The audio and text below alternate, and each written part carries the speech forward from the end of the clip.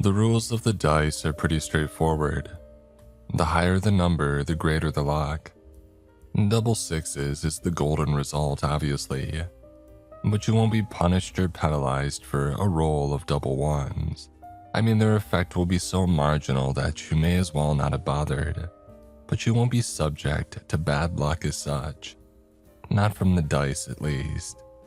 They work better if you have something particular in mind when you roll, and the results have the potential to be noticed immediately, dependent on your focus, of course. So why not roll all the time then? Why not just roll and roll and roll and reap the unending benefits? The answer is that unfortunately, the use of the dice comes at a cost, as you're about to see. Sat in class as I am, watching my schoolmate Reese awkwardly fumble his way through his presentation. I feel the sweat button drip down my back. I shift in my chair, reaching a trembling hand out for a bottle of water to soothe my death-dry throat. I'm terrified. It'll be my turn to go up there soon, to present, to give my presentation to the class. But I'm not ready. I doubt that I'll ever be ready. But hell, I barely even know what I'm going to say. I just kept putting off the preparation, putting it off and putting it off. I glanced to the clock, again, willing the hands to tick by faster, for the lesson's allotted time to run out. This is my worst nightmare. I hate standing up in front of others, I just hate it.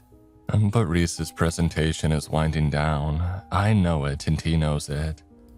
He's answering questions from the class, but the early signs of relief are all there. He's getting ready to check out. How I envy him. Another glance up at the clock. There's time to squeeze in one more presentation, I can tell. I squirm in my seat and try to avoid making eye contact with my teacher. I feel the weight of her roving eyes. Don't pick me, please. Please don't pick me to go up. Don't pick me. I pray silently. But she will, I just know it. I can sense it. Unless... My hand brushes against the shape of the two little cubes in my pocket. My fingers itch. I could do it. I could roll the dice. For something so trivial, Nathan. Are you insane? She might not pick you anyway. And even if she does, so what? You think anybody here is going to remember your presentation in a week's time? I'm sure you prepared enough as it is. All very logical thoughts. Very logical indeed. Entirely worthless though, of course. Meaningless in the face of my impending panic. Reinforced with an army of anxiety. They fly the banner of fear, and it is fierce. Reese, with an almost audible sigh of relief, has finished his presentation. The tension in the class breaks way into a polite round of applause, and now it's my chance. Now is my chance if I'm going to take it. So I hastily reach into my pocket and draw from it the dice. They are carved of a reddish wood and only ever so slightly heavier than they look. I raise them to the desk in a shaking hand, and I roll. They tumble across the papers before me on the table, and I stare down at them, jaw clenched. Jumping from number to number, they quickly start to settle. They land. A 3 and a 4. A 7 then. Not bad, not bad. I brace. And I wince with the expected pain. The human ability to forget is a fascinating thing, entirely necessary, I would suspect, for aid in forgiveness and in general trauma, but a hindrance too, at times. How often have you awoken in the morning as a wreck, fumbling and staggering to the curtains as your head pounds in bitter frustration? Tonight, you tell yourself, tonight will be the night that I change my ways. Tonight I will go to bed early, I promise. And how often have you broken that promise? By nightfall, of course, as we so often do. We have forgotten how we felt in the morning. My own memories of the pain of the dice and more are returned to me in this moment. I sweat and fight to remain as still and as inconspicuous as possible, and I feel the process beginning, as I feel my flesh begin to slice. It's not as dramatic as I'm making it sound. They're like long, thin paper cuts really, but hell do they hurt. The first 3 comes more or less together, and it's difficult to identify their sources, but the 4th is clear. I feel it down my side. Again, difficult to tell without looking, but it feels a couple of inches long at least. The 5th cut slices along the side of my left foot, and I clench my toes in pain. Cut 6, I can feel tear through the upper layers of skin on the back of my neck, and the 7th drags across my chest, as if I'm being carved up by the tip of a sharpened blade. I breathe through my nose, controlling my breathing as best I can. Some of those will have drawn blood, I know. Perhaps not a lot, but they'll still show up clear on my white shirt if they have. The uniform policy here is relatively strict, but it's the final lesson of the day, and I can probably get away with putting my coat on to cover, just as long as I'm not called up to the front, just as long as I'm not called up to perform my presentation. I stow away the dice and glance up to my teacher, heart pounding. Her eyes meet mine and my pulse jumps wildly, but her scanning continues. There's time for one more, I think, she says as Reese settles back into his seat. Alicia, let's hear yours. I slump back into my chair with relief, wincing a little as the freshly formed scar on my back rubs up against the chair's hard plastic. I cautiously lean forwards to draw on my coat as my heart rate starts to come down. Yeah, I was an idiot for using the dice for such a mundane occurrence, but what's done is done. They've saved me again. I won't blow this opportunity. My presentation will be ready by tomorrow, and I'll be prepared. I never used to bring the dice to school. It seemed a foolish thing to do. They've been in my possession for around a year now, but for the first 10 months I used them pretty much exclusively at home in my room, sparingly and fleetingly, for only the most important of moments. The scars typically fade after about a month or so, provided that they're not too deep, and aside from a couple on my face that I had to explain away, and one particularly unfortunate use of the dice which saw 3 of the cuts appear on the same wrist, they haven't caused me much trouble. I cringe now as I recall that latter memory. I was wearing long sleeves at the time, but one of them came down and my mom saw the result. As with the scars on my face, I managed to explain them all away, but that was still a difficult conversation. A difficult conversation indeed. But yeah, as I said, aside from those rarities, typically no one notices the scars. I'm careful around my family, and hey, it's not like any girls are going to be seeing me without my clothes on anytime soon. I'm 16, but I'm a loser really. They're not interested in me. I don't blame them, but it's still frustrating. I shouldn't complain. I have a small but good group of friends. All dudes, of course, but hey, I have more than many and it could be worse.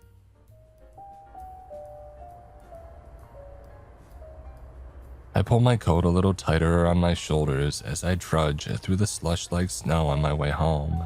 My breath fogs and a little cloud around my mouth.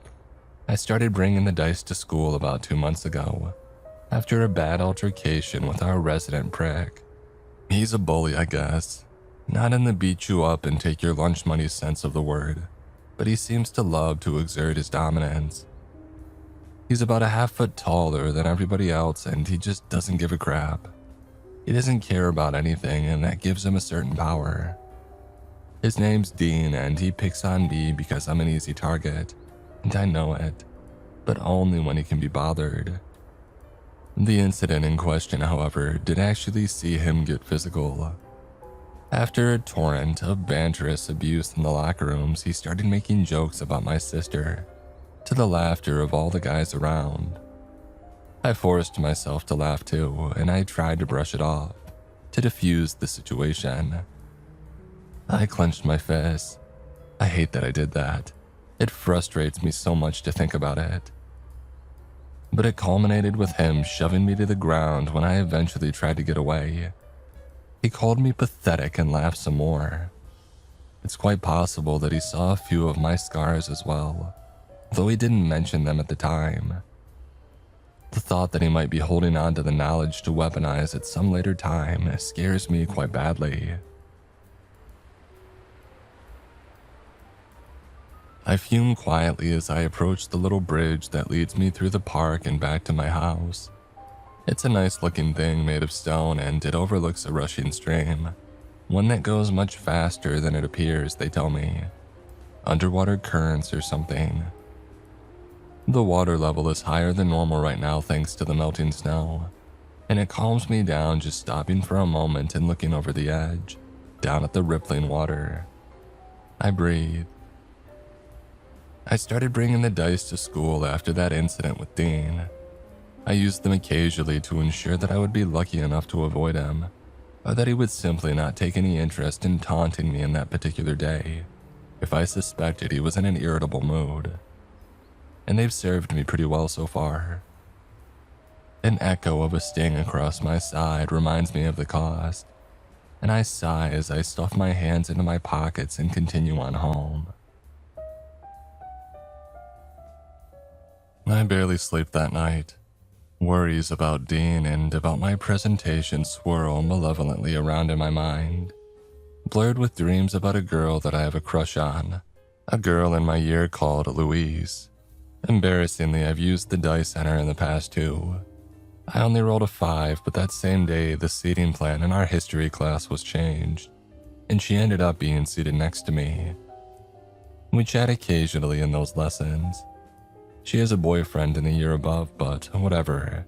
C'est la vie. It's pretty common knowledge that Dean likes her too, so I get a perverse sense of satisfaction, knowing that she likely talks to me more than she talks to him. Could be one of the reasons that he hates me so much, I don't know. He probably doesn't hate me at all. He certainly won't spend as much time worrying about me as I do him. School life. It sure is shit. I awake the next morning with a cluttered and chaotic mind, and even after a night preparing my presentation, I still worry. I still fear that it isn't enough. So with the behavior of an addict, before I've even brushed my teeth, I grab the dice from my side table, and I roll them across the floor.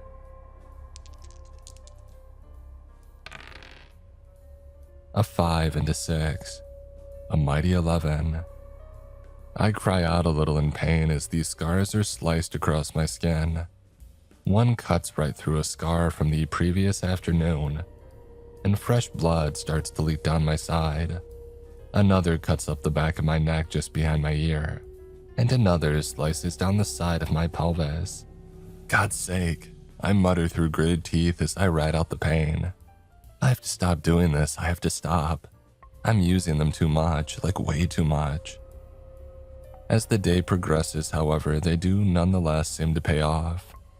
My presentation goes fantastically. I'm selected to go first and it goes without a hitch.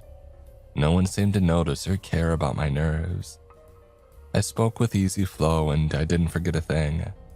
And to top it off, the person who presented after me ended up sneezing mid-speech and snorted a load of snot all over their papers, much to the amusement and disgust of everybody in the class. I knew in that moment that my presentation had already left the minds of my peers. There was no need to be self-conscious. I could breathe and relax. My luck didn't stop there either. Louise was moved into my science class. Not only that, but she was seated right next to me again. She was quieter than usual though. Something seemed to be off. And so, riding high on the success of my presentation, I actually spoke to her human to human. Not in a weird, simpy way. I actually asked her what was wrong, and it was genuine. She glanced at me, eyes wet, and I realized that she was on the edge of crying. I broke up with Matt, she murmured quietly, sniffling and wiping her eyes. Her boyfriend, Matt. My heart leapt with an accompanying rush of emotions. I felt bad for her, sure, of course I did. But damn, what an opportunity. And hell, did I do this? Was I responsible for this turn of events, given my roll of the dice? I can't be certain. Surely the dice couldn't end a relationship at the drop of a hat. Surely. They create good luck. Only good. Right? I push these ethical concerns aside and I take the opportunity. I'm unlikely to be in possession of such a burst of confidence again anytime soon, so I have to make the most of it. I talked to her the entire lesson, and by lunch, she had added me on Snapchat. She has added me. There is hope then. Over the course of the next week, we become closer. I can barely believe that it's happening, but it is. I'm actually getting to know her. I used the dice a couple more times too. The first roll is low and it's hard to tell what effect they might have had. But the second roll, it generates a 10. And that very same day, Luis's two best friends are both forced to miss school. They're sick apparently. And Luis asks me on a whim if I want to spend lunch with her instead. My pulse races with excitement. Hell, I should have done this sooner. Use the dice in such a way, this is brilliant. We spend the whole of lunch just talking, though at one point she playfully punches me on the arm, and I have to fight back a sharp spread of sudden pain as her fist connects with a series of crisscross scars beneath the sleeve. I'm reminded, as I often am, that my actions are foolish and short-sighted, but I can't help it. It cut me some slack, I just can't help it. What's a little pain in the face of such a dramatic improvement in quality of life? It's towards the end of this first week when I overhear Louise talking about a party that she's having at the weekend. A party. I've never been to a party before, not a proper one with alcohol and stuff. We're in history class and she's talking to a girl that sits on the table behind us about it. My mouth is at once completely dry. Invite me, I urge, channeling my willpower. Come on, please, invite me. I think about telling the guys that I've actually been invited to a house party. The house party of a popular girl. They'll flip. But I'm getting ahead of myself. Come on, Luis. I think, just invite me. This is my chance to make myself. Please invite me. All sorts of crazy shit happens at parties. Maybe I'll get a chance to try and kiss her. She turns back to me after a minute with a smile, but there's no invite. I think about mentioning it. So you're having a party this weekend, sounds fun. But it's too obvious and it's too desperate. The class goes by and it ends the way that it started, with no invite. I think you know where this is going by now. I promised myself that I would cut down, but I can't. Just one more roll. And there's only one class left in the day and Luis isn't even in it. I'm usually quite careful with the dice, but this time I just wait with agitation for the masses to disperse. A quick glance to either end of the corridor and I crouch down by the wall. I fumble for the dice and I roll. Get me invited to Luis's party, please. The dice clatter and bounce across the wall. Ideally, Dean won't be there either. Come on, dice, do your thing. They land. A 6. I chew my tongue. Will it be enough? I suppose that I could always try rolling again. I cringe as the first of the scars start to slice its way down my thigh, another up my spine and another across my hip. Hopefully they won't be deep.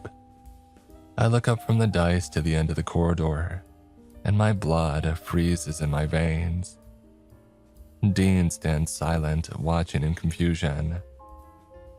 His shadow is long beneath the flickering buzz of the overhead lights. He looks from the dice to me and his eyes widen. He stares in surprise as the thin scar of an invisible blade cuts from the edge of my jaw and down the side of my neck to my collar. And Dean watches in growing alarm as these scars slices its way down my jaw and neck, and all I can do is stare back in frozen panic. A couple of these cuts definitely draw blood, but I barely even notice. I've never seen him like this before. He's always so sure of himself.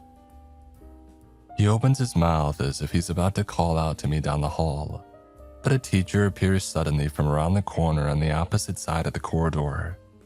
"Dean!" he barks, snapping his fingers. "Don't make me tell you again.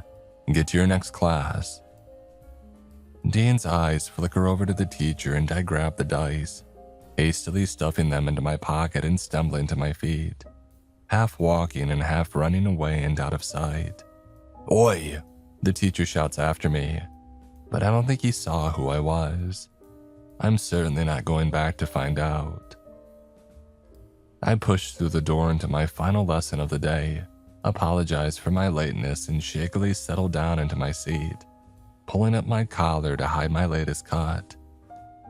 A trickle of blood runs down my wrist, and I hastily try to wipe it away. My friend who sits beside me whispers over, "Nathan, you alright, mate? You don't look so good." All I can do is nod and smile weakly in response. Dean saw. The worst person who could possibly see me use the dice saw me use the dice. What shitty luck. How delightfully ironic. I can barely focus through the class. I can't stop fretting and worrying and glancing to the door. I'm half expecting him to burst right through at any moment, but he doesn't, of course.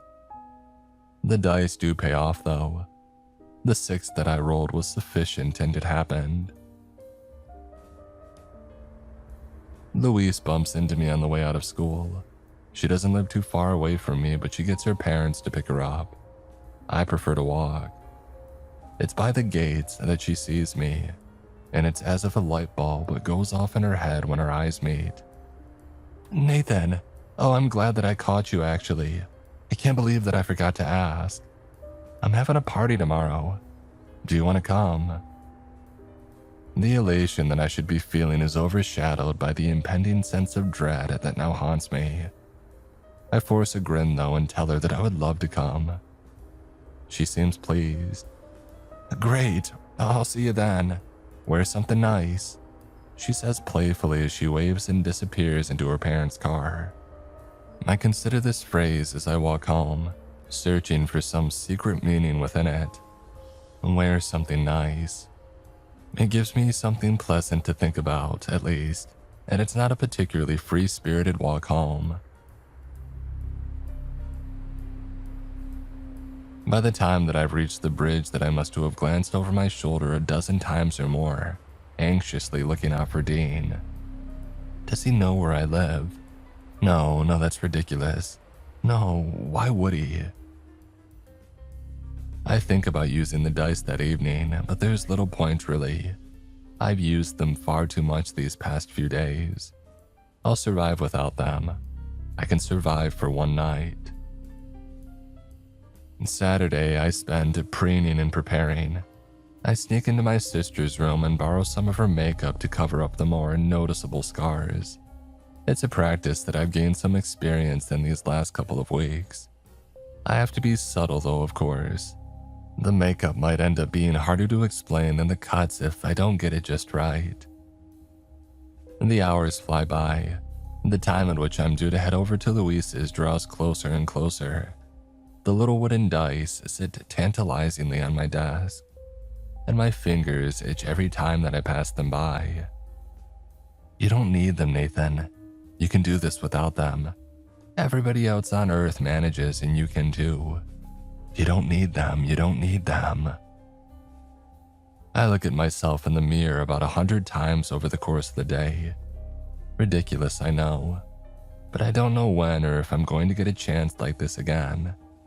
I need to make a good impression. My parents think that I'm just going to stay over at a friend's.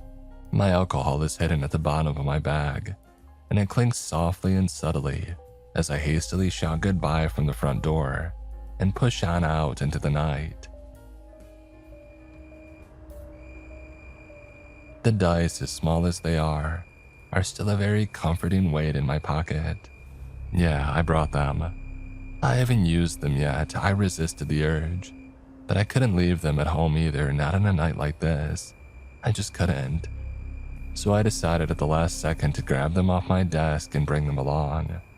You know, just in case. My heart pounds as I approach her door, almost to the beat of the muffled music that I can hear within the walls. Hey, you've got this, I think to myself. You've got this.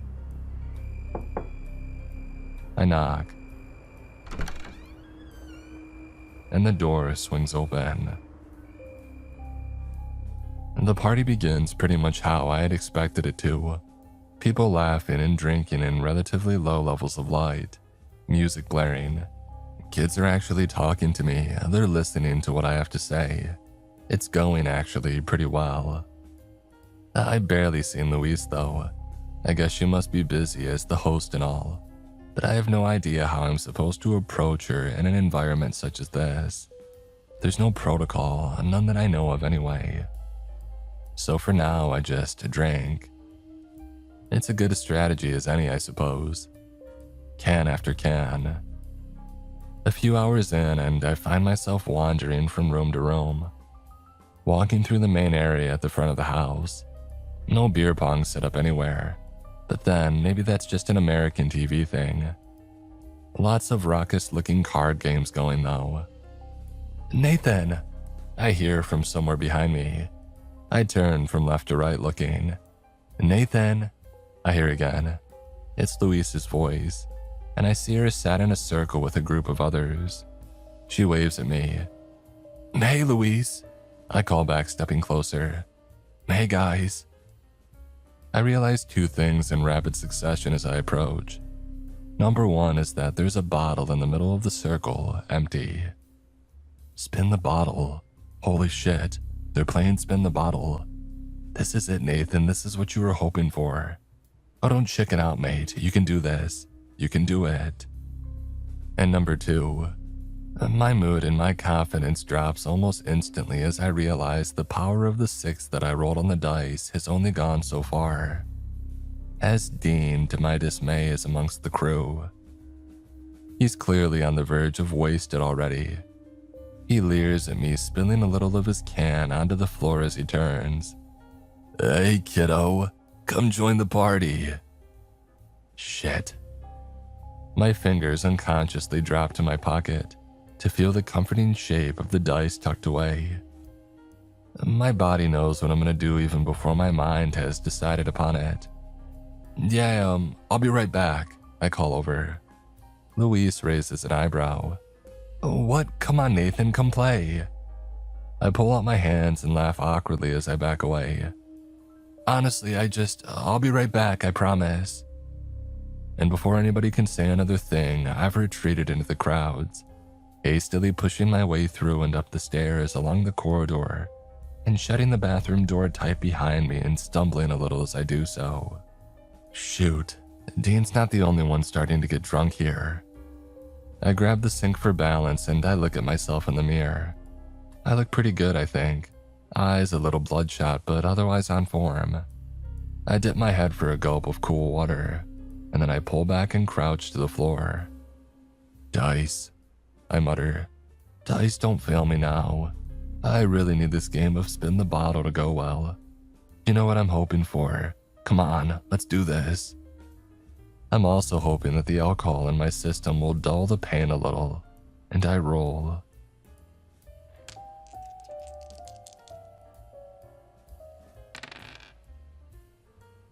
The dice tumble across the bathroom tiles and they land on a rather disappointing result.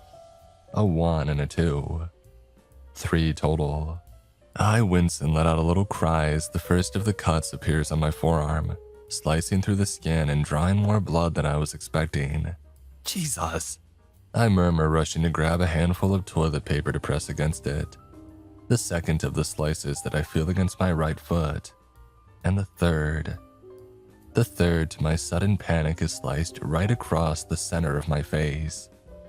From the edge of one eye, down over my nose, and across the opposite cheek. It could not be more obvious. I stare at myself in the mirror as the music pounds downstairs. Sounds like I Don't Care by Justin Bieber and Ed Sheeran, I think. Mundanely and bizarrely, the little rivulets of blood begin to leak down over my skin. No, come on! As my anxiety returns, I start to madly dab away at the cut with the toilet paper, and then I change my mind and wash away the blood with the water. But the blood just keeps coming and I reach for the towel. Are you really gonna bleed all over the host's property, Nathan, after she invited you here? I swear again and bang my fist against my leg in frustration, opting instead for another huge handful of toilet paper. What the hell am I gonna do? I mean, what do I say? I hear voices outside the bathroom door. Somebody calls my name and I ignore it. I can't just go home. My parents would have a whole host of questions as to why I had chosen to abandon my friend in the middle of the night. I didn't even bring a key with me, so I would have to knock on the door, and I'm sure as hell not doing that. Not in this state. I look down at the dice still on the floor. I pick them up before I forget, looking them over, feeling their weight between my fingers. The wood, it feels so good. They're such intricate little things. Maybe I could use them again, go for another roll, risk a couple more nasty scars for a little general luck. It would be just as good a use as rolling for spin the bottle, surely. I slam my hand against my forehead in frustration. Spin the bottle. I'm literally missing the greatest opportunity of my life at this very moment. Just as the stress threatens to overwhelm me, there's an urgent knock at the bathroom door. I hear my name again clearer this time, and it's Louise's voice. As I'm debating whether or not to open up and let her in, I realize that I never even locked the door in the first place, and my decision is made for me. It slams wide open and Louise staggers in. Drunk, classic. Nathan, what's taking you? She stops and stares at my face. Oh my God, what the hell happened to you? I don't even know what to say. I sigh and shrug. It was an accident. I manage feebly.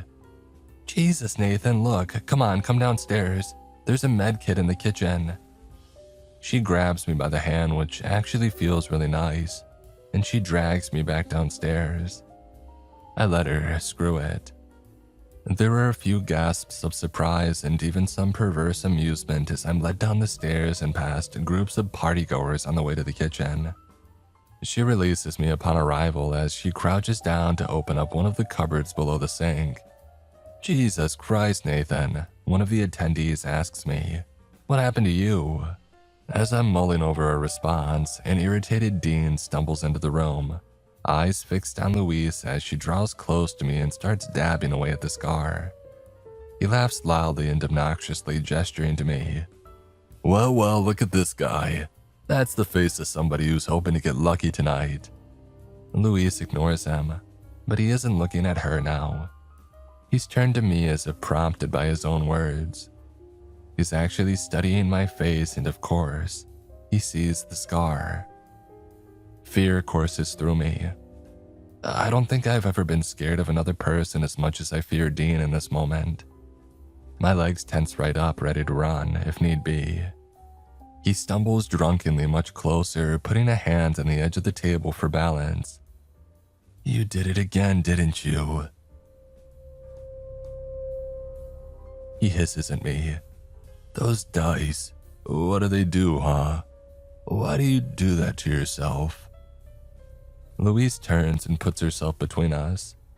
I'm grateful for her intervention, but it's beyond embarrassing that she feels as if she has to. Leave him alone, Dean. You said you weren't going to cause any trouble tonight. Dean shakes his head, ignoring the multitude of eyes that are now watching the scene unfold from around the room. He throws out a hand. You know that he has a hard-on for you, don't you, Louise? He's gagging for it. He turns to me. What's the deal with your obsession anyway? Did you even bring your sister for the rest of us to play with while you have a crack at your handler here? Louise shakes her head and swears at him. You're disgusting, Dean. Oh, you love it, girl, he snorts. I don't know why you've taken such an interest in this kid all of a sudden. Is it a pity thing? Is that it? My skin crawls. This is excruciating. I can feel my face burn from the humiliation. I don't know what to do. Just leave him alone, Louise shouts. Why are you defending him? What the hell's gotten into you recently? He asks angrily, and then his expression changes. Through the drunken clouds comes the ray of realization. I tense up and he looks at me. He cocks his head, narrowing his eyes. No way, he mutters. Those dice. There's no way. But I'm not sticking around to watch the cogs and gears of his thought processes start to turn. I move quickly, slipping out and away into the crowd. Nathan! He shouts after me, but I ignore him. I run from room to room, keeping low and pushing past as many as I can. The dice will save me. The dice can always save me. I push through the party and stagger out through the back door, much to the amusement of a group of nearby smokers, but I pay them no mind. Stumbling into the shadows by the garden's decking, I stuff my hand into my pocket and grab the dice. Save me, I beg in a harsh whisper. I've really screwed tonight up, it would seem. Just get me out of this in the best way possible, please. The way that works the best for me given everything that's happened. Is that too vague? I wonder as I close my fist and shake the dice. I can hear him through the house calling my name. He's in pursuit. I roll the dice and they tumble across the wood of the deck. Please, I think to them, please. And they land. Caught in the flashing, colorful lights from the nearest window, the numbers are lighted. A 6 and a 6. Magic 12. I writhe in pain and my muscles tense as one by one the cuts and scars begin to slice across my body. The alcohol in my blood was supposed to dull the pain, but these feel worse than ever. And judging by the wetness, most of them draw blood too. I feel one across my hip and another across my foot, a third almost exactly over the scar of another, reopening it, and a fourth down my groin and between my legs. Oh, that one hurts a lot. And still they keep coming. I find myself fighting back tears by the 9th or 10th. A thin red line appears between the webbing of my forefinger and thumb. Another slices from my lower lip and down the curvature of my chin. The taste is thick and metallic. I spit onto the grass and there I see a shadow, standing next to my own. I turn and look up to see my tormentor, staring in horrified amazement. What the hell? You're insane. He mutters quietly, rage building behind his words. They do something, don't they? The dice.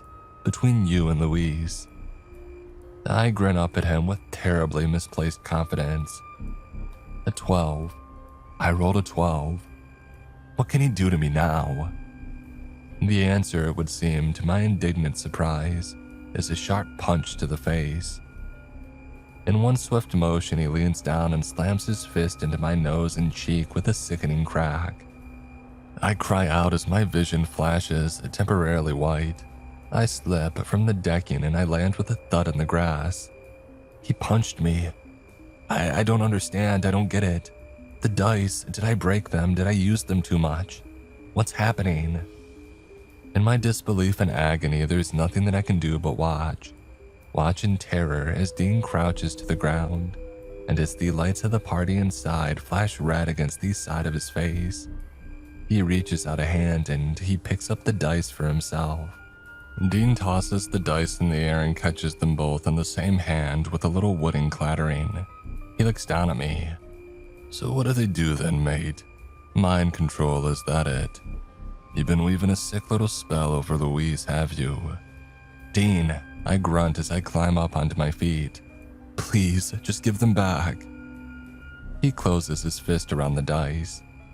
Tell me how they work, he says coldly as the music pounds through the walls of the house.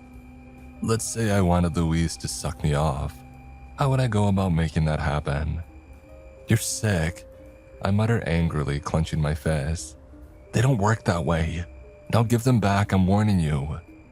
He laughs as the light from inside flashes across his face. You're warning me? You're hilarious, Nathan. And you know what? I think I'm gonna give him a try. No! I shout, but I'm too late. He shoves me back and my drunken legs are once again unable to keep me from falling. I land in the grass as the dice roll across the decking, clattering and tumbling. And they land. A 3 and a 4.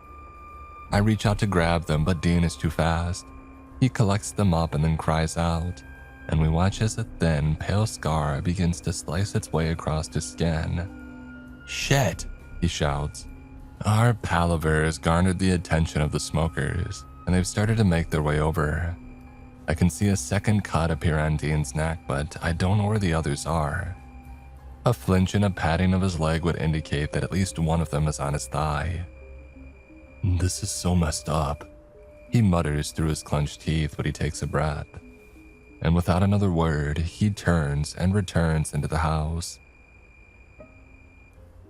Dean, I shout, come back. He took them. He took my dice from me. You need them back, Nathan, now, go get them.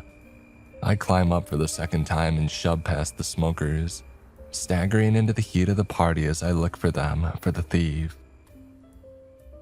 There are gasps of shock and surprise as the more sober attendees take in the redness and rapidly forming bruise on my now thoroughly busted up face. It'll only get worse as the night progresses too. I know it, but there are greater priorities at hand. He rolled a 7, what's that going to do for him? They wouldn't make Louise. I curse in frustration and disgust. They wouldn't, they can't. That's not luck, that's sick. There's no way. But my thoughts are a mess. I'm still struggling to process what happened. I rolled a 12, and yet I just don't understand. My stomach, oh God, I've drank too much tonight. I struggle through the queasiness as I move from room to room searching for Dean. The music thrums right through me, reverberating my bones. Where is he? What is he doing? He could be rolling the dice again right now. And even if he doesn't understand quite how they work, he has enough of an idea, I would warrant. I shove my way into the living room. Dean! I shout into the noise, but I don't see him. I don't see him anywhere. And I bump into somebody else instead. Louise. Nathan, she slurs drunkenly. There you are. I was looking for you. She grabs me by the arms. She's looking right into my eyes. She doesn't even mention the bruise. Has she even noticed? She starts to drag me into the middle of the room. Louise, I manage, head starting to spin. Where's Dean? Has he spoken to you? Where is he? Are you okay? Oh, he's a prick, Nathan. Don't worry about him. Did he come up to you? Yeah, he tried to hit on me, but some other girl was all over him and he left. Some people have no taste. She stumbles, trying to use me for balance, but I'm not much help. I'm barely able to stand still myself. But I do, she whispers, and before I can respond, she pushes herself against me and her lips against mine. Holy. For a second, I can barely believe what's happening. It doesn't feel real, but it is. I close my eyes and bewildered, I return the kiss. The loud and rabblesome cheer of the crowd rises up all around. I can see the flashes of phones through my eyelids, but I don't care. In this briefest of moments, everything is amazing. And the moment really is very brief indeed. Because my stomach lurches. I feel it contract and I pull back in sudden dismay. Louise doesn't even open her eyes. She draws in close again instantly and it becomes too much. My body has rejected the alcohol, it would seem, and I'm unable to stop myself. To my horror, I vomit, explosively in a great and disgusting flow all over her face and front. I stumble back and try to cover my mouth, but it does little. She screams, "Nathan, what the hell?" She shouts as the phone flashes from all around increase tenfold. And there among them is Dean. He stares in disbelief but laughing all the same, and I don't fail to notice a couple of fresh scars on his neck and forearms. I flush with rage as Luis runs away to the bathroom presumably. The girl on Dean's arm tries to tug his sleeve impatiently, but he ignores her. He's still laughing, almost doubled over now, and I ignore it too. I don't know if it's the alcohol or the anger or the desperation, for the dice or something else, but without skipping a beat I stride towards him fuming.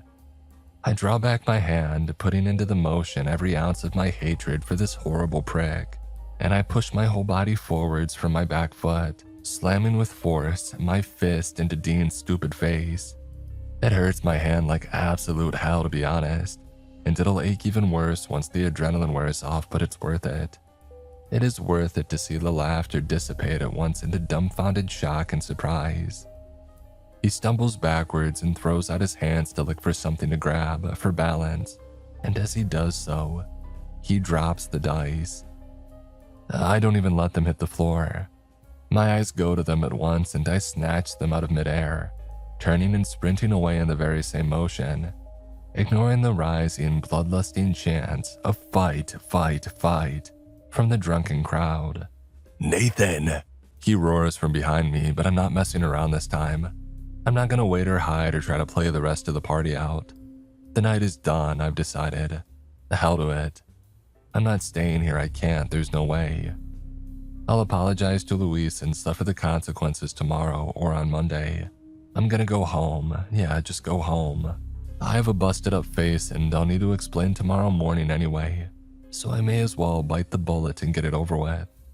So home then is the plan. Let's go home. I burst through the front door, slipping a little in the slushy, half-melted ice of the pavement, but keeping my balance, running away down the road and into the night. To my panic, however, I hear him behind me. His voice carries over and rises above the rush of the winter wind in my ears.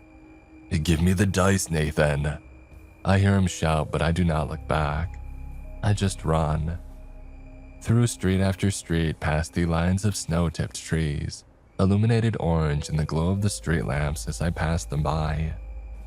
The material of the ground changes beneath my feet, softening as I leap behind the pavement and begin my sprint across the park towards the bridge. The sound of the rushing water becomes louder and louder, as do the heavy footfalls of Dean right behind me, getting closer and closer. And at the peak of the stony little bridge, I stumble, my drunken legs failing me only ever so slightly, but it's still enough. It's enough for Dean to catch me.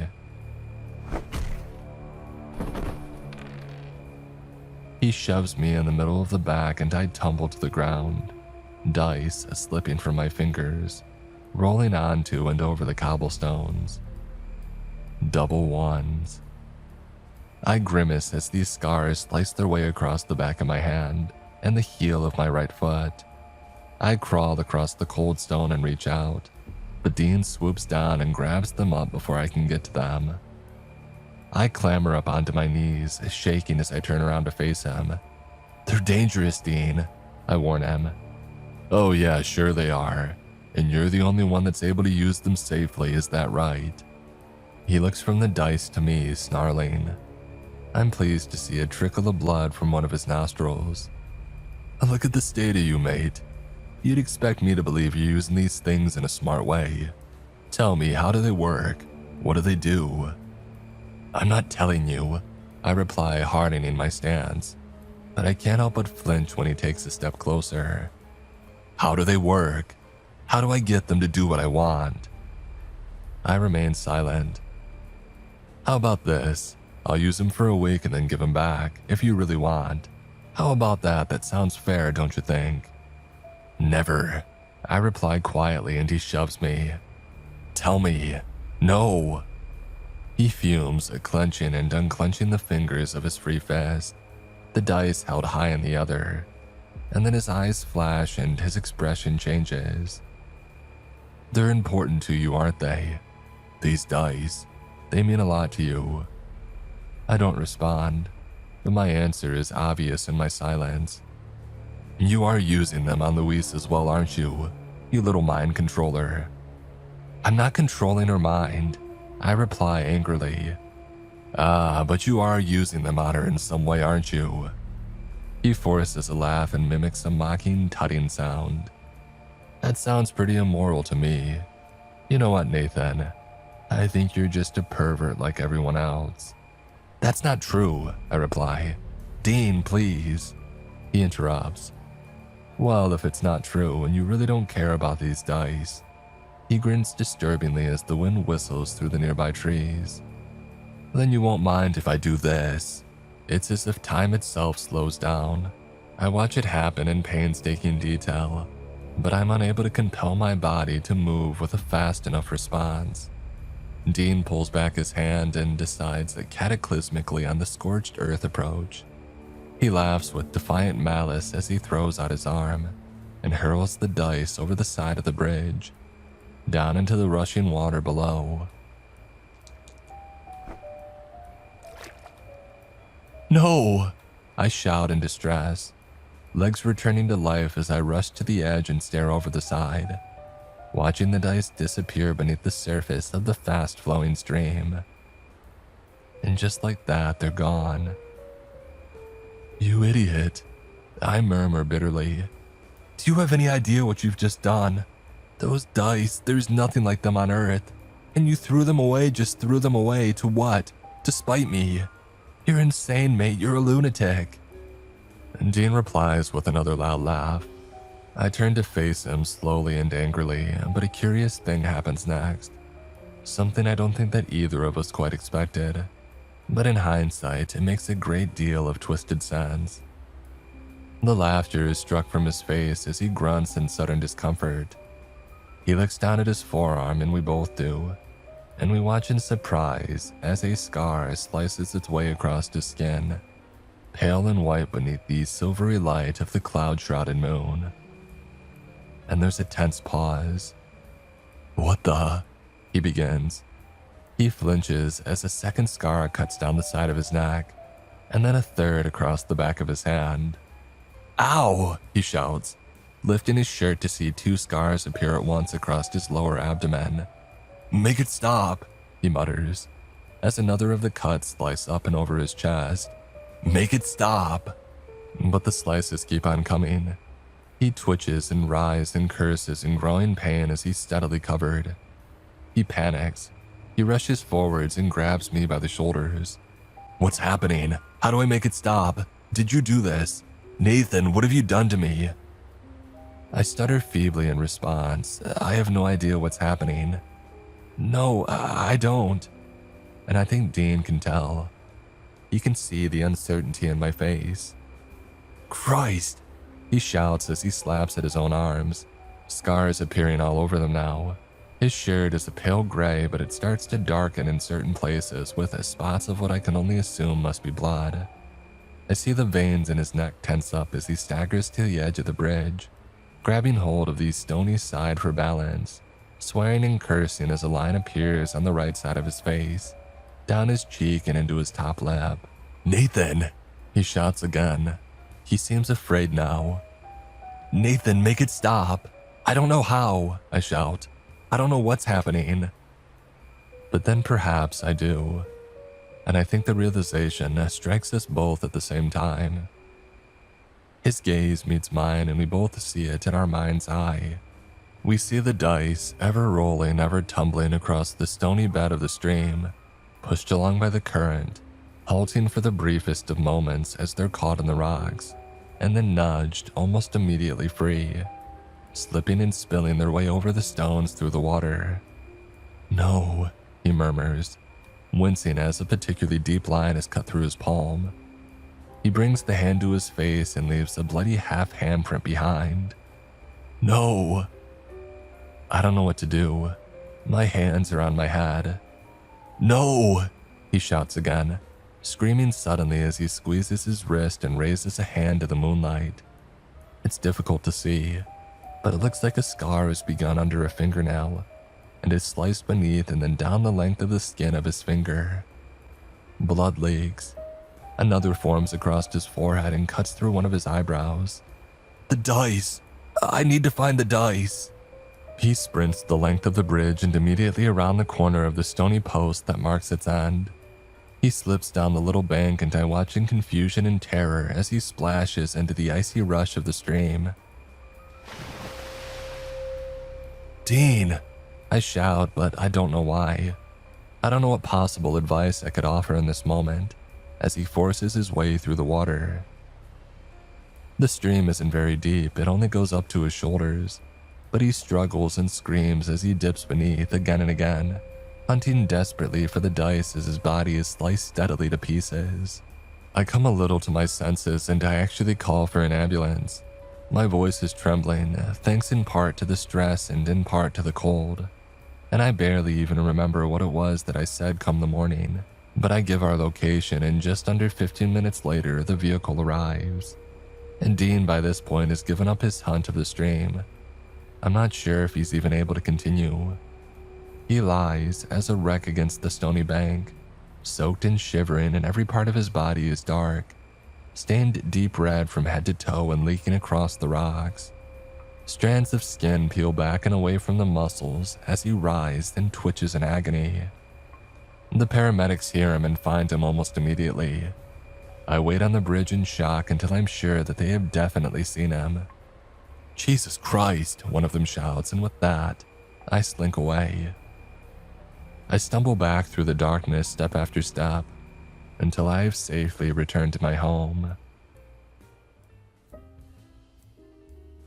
And so concludes the story of my time with the dice. My parents went through a range of emotions upon my unexpected return. Surprise, anger, but concern mostly. I told them pretty much the truth. I just left out the parts that involved the dice. I barely slept that night. Every time I closed my eyes, I saw him. I saw Dean writhing and bloodied on the bank. He died of his injuries, I discovered on Monday. The general consensus is that he slipped and fell into the river in his pursuit of me, cutting himself up on the rocks and subsequently drowning in the process. But I know the paramedics at the least saw a clearer picture of the truth. And everyone who lives near the park knows the rocks in the stream aren't all that sharp. There's nothing but smooth stones. And kids have started avoiding me in the corridors. They would never say it to my face, but they're afraid of me now and I can tell. And a number of other curious things happen over the course of the next week, all directly related to Dean in some way. His younger brother wins some school award for academic achievement. I'm aware that typically the guy struggles. A scratch card that he bought, found in his pocket, is cashed in by his parents for $15,000. The money, I hear, covers the cost of the funeral and eases some of their other financial burdens. The weather for the entire week, a week which ordinarily would have seen Dean play for the school rugby team, was perfect.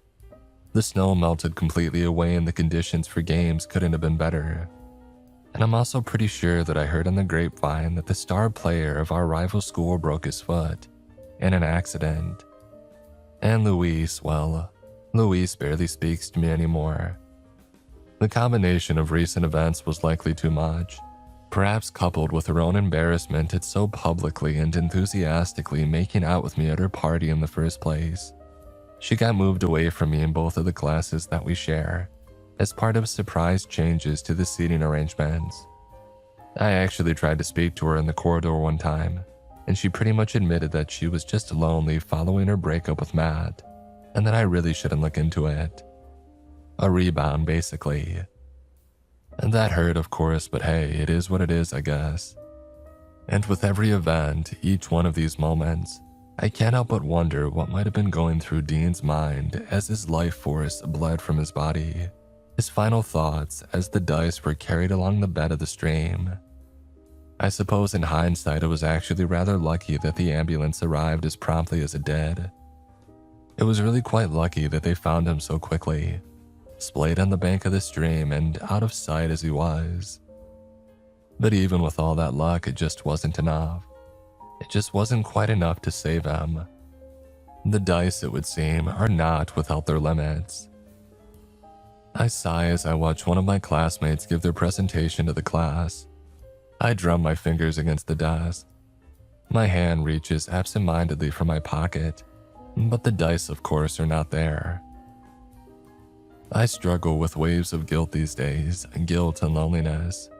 Ironically, the only other person who could have understood, even in the most basic of terms, now lies buried beneath the ground.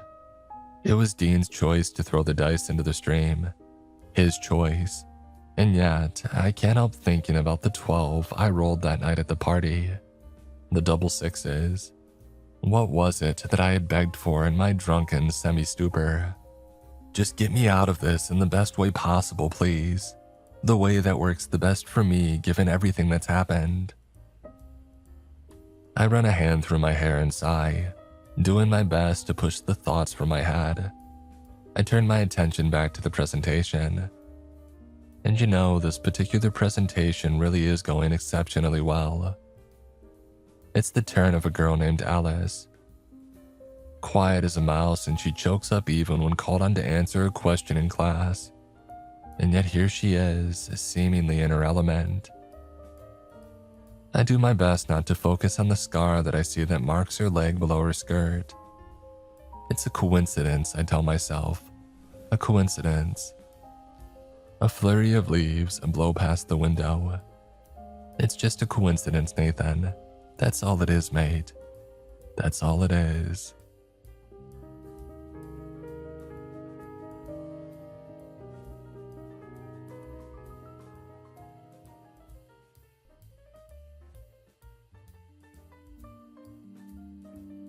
Today's episode is sponsored by Rocket Money. You know what's genuinely scary? Realizing you've been paying for something every month and completely forgot about it. A while back, I was going through my finances and I found a few subscriptions that had been quietly charging me for months. It's nothing huge on its own, but when you add everything up together, it starts to feel like death by 1,000 cuts. That's one of the reasons that I like Rocket Money. It's a personal finance app that helps you track your subscriptions and monitors your spending and stay on top of where your money is actually going. If you find subscriptions that you don't want anymore, Rocket Money can even help cancel them within the app with just a few taps. In fact, they've already helped users save over $880 million in canceled subscriptions. I also like that it automatically categorizes transactions, and it gives you a much clearer picture of your spending habits. Sometimes seeing the numbers laid out in front of you is the wake-up call that you need. Rocket Money is a personal finance app that helps find and cancel unwanted subscriptions, monitors your spending, and helps lower your bills so that you can grow your savings. Let Rocket Money help you reach your financial goals faster. Join at rocketmoney.com/Mr. Creeps. That's rocketmoney.com/Mr. Creeps. rocketmoney.com/Mr. Creeps.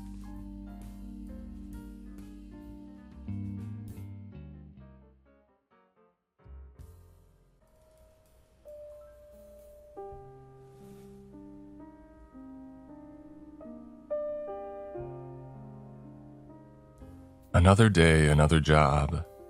It would be nice to find something more reliable one day, ideally with a low mortality rate and paid time off. Instead, Jake and I have made our way through so many career fields that I can barely keep track at this point.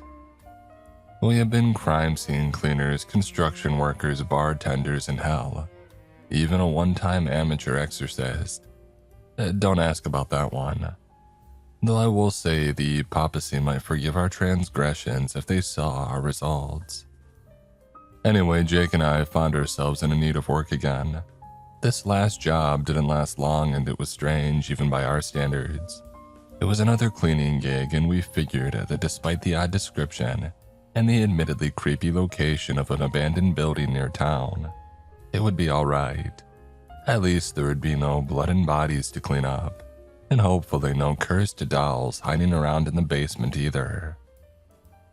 It was about a month ago, and we were looking around and found an odd listing about a cleaning crew needed for an old flea market close to downtown. Just some cover-up painting. Not a big deal considering what we had done before, and the pay was surprisingly good for such a simple job. We jumped at the chance when we found it, since it would be the first decent payday in a while. Jake and I took the van out of the building to meet the contact for the position. Jake was grinning like he always did when we were going to a new job. At this point, I figured that he got some masochistic joy out of the idea that everything might unravel around us like a curse. I was just excited for another paycheck, even if it was another cleaning gig. "Oh, come on, man. I'm sure this one will be on the level," Jake said, trying to cheer me up while frantically switching through songs on his playlist. He finally settled on Battery by Metallica, and before he cranked up the volume, he continued. "I mean, after all, what's the worst?" "Don't finish that sentence." I snapped back at him, but he just shrugged and drowned out my concern with the song. We rode on for a while longer, seeing the telltale signs of dilapidated buildings, which assured us that we were getting close. Jake checked the directions again. "Yeah, this is it up ahead. The old Mayhew's flea market. I'm shocked this place closed. Who would pass up on such fine offerings?" He chuckled sarcastically while pointing to an old defaced sign of an unpleasant-looking man in an ill-fitting suit. Jake had a point. The marketing sucked as much as the location.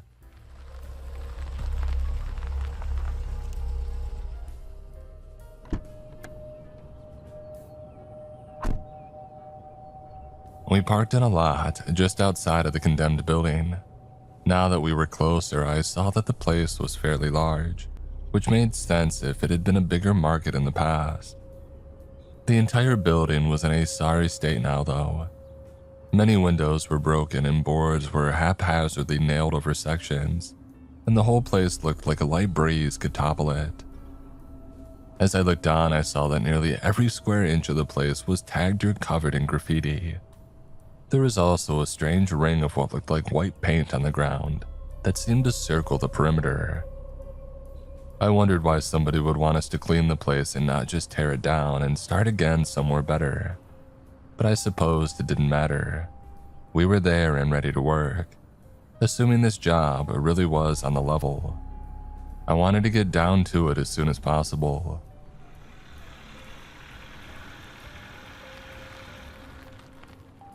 In the next few minutes, another car pulled up. It was a well-maintained, if not a little dated, Oldsmobile, still looking sharp despite its best years being behind it. A tall man wearing a cowboy hat stepped out of the car and walked over to us. "Howdy, boys. The name's Earl Mayhew. It's good to meet ya." Jake stepped forward and immediately shook the man's hand and gave a sarcastic, "Well, howdy, Earl. Name's Jake, and this here's my friend." I cringed at the awful accent that Jake was attempting, and I hoped that it wouldn't offend our new client. Instead, Mr. Mayhew just laughed and slapped his knee. I held out my hand, and before I could say anything, Mr. Mayhew walked past me and towards the building. "Well then, now that the introductions are out of the way, please follow me. I can show you the place and you fellas can decide if y'all are interested in the job." He moved on towards the building, and we shrugged and followed.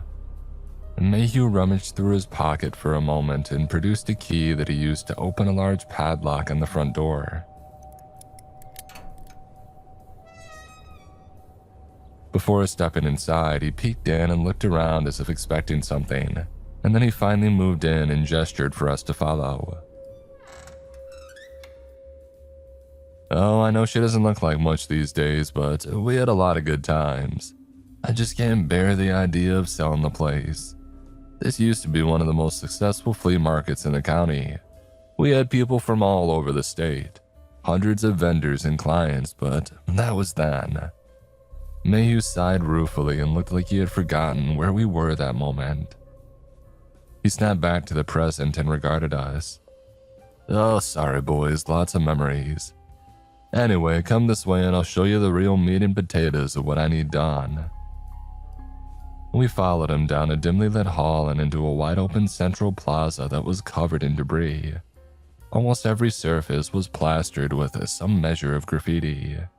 Yeah, it's definitely a fixer-upper, Jake mumbled. Mayhew must have heard him and his eyes narrowed.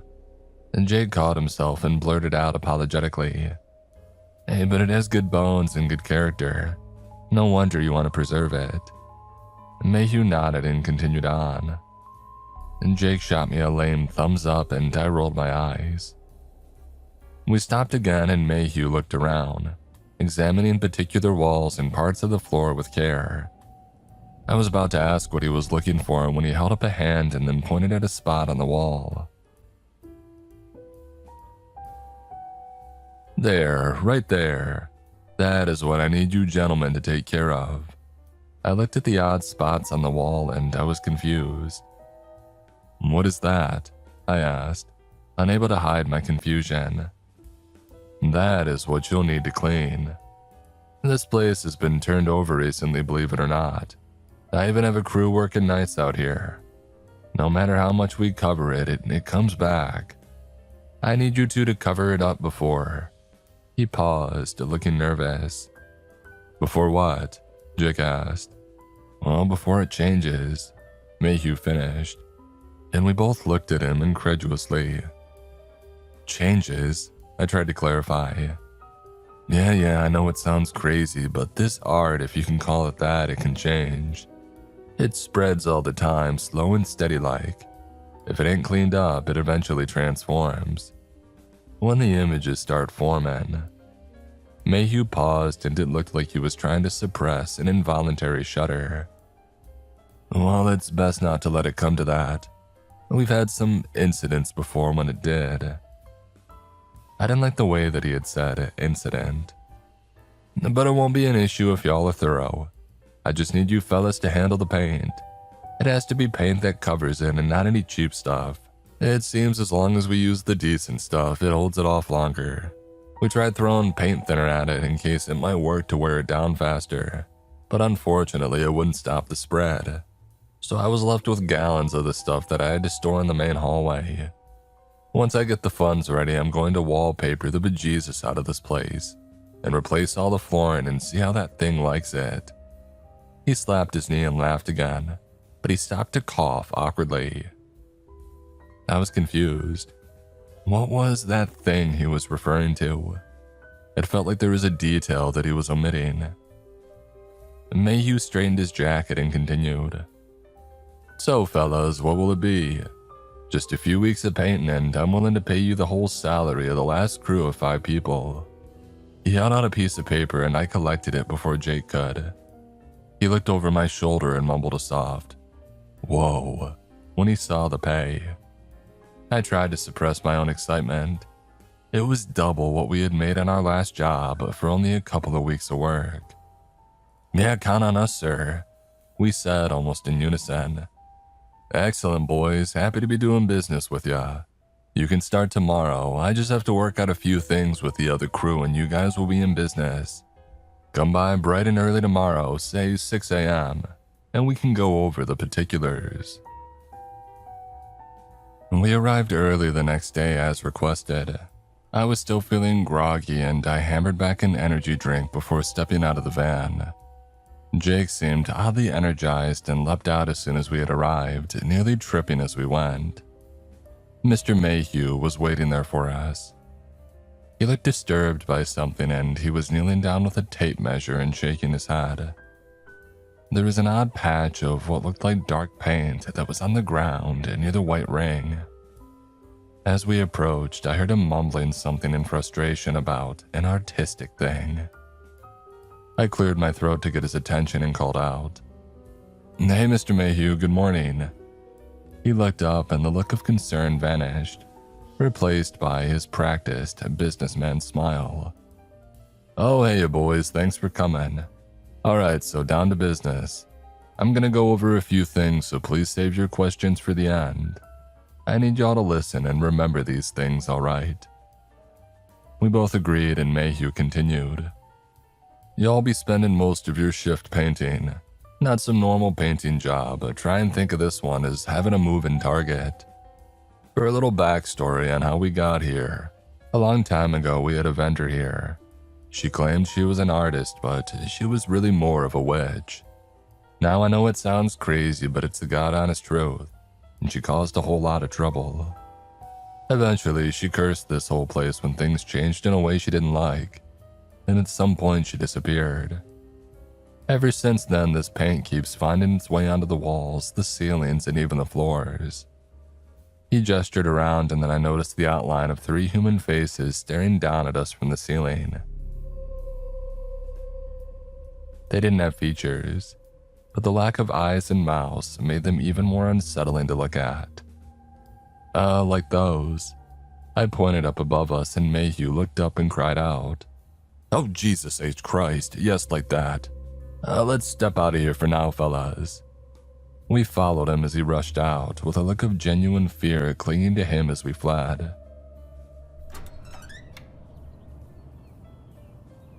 We moved out into the parking lot, and he let out a wheezing gasp.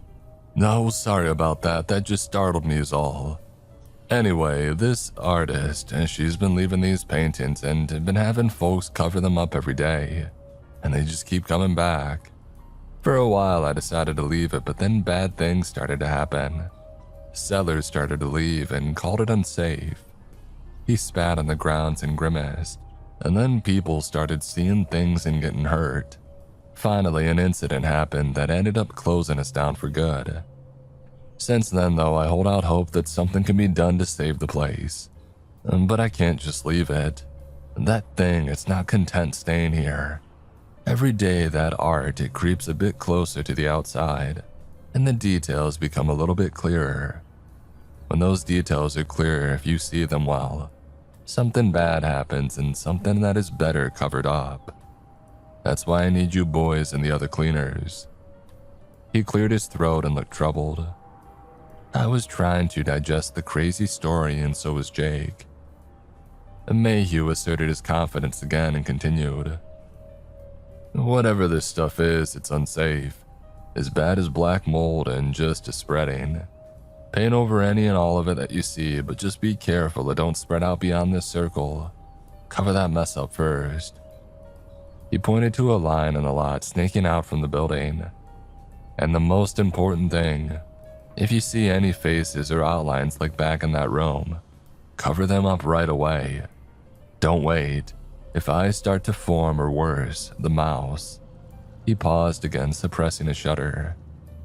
"Well, just cover them up, and don't listen to anyone or anything else besides each other and me. Otherwise, easy as pie, right? You guys do this well and it looks good after the first day, you can even get a bonus. But I do need y'all to sign this contract.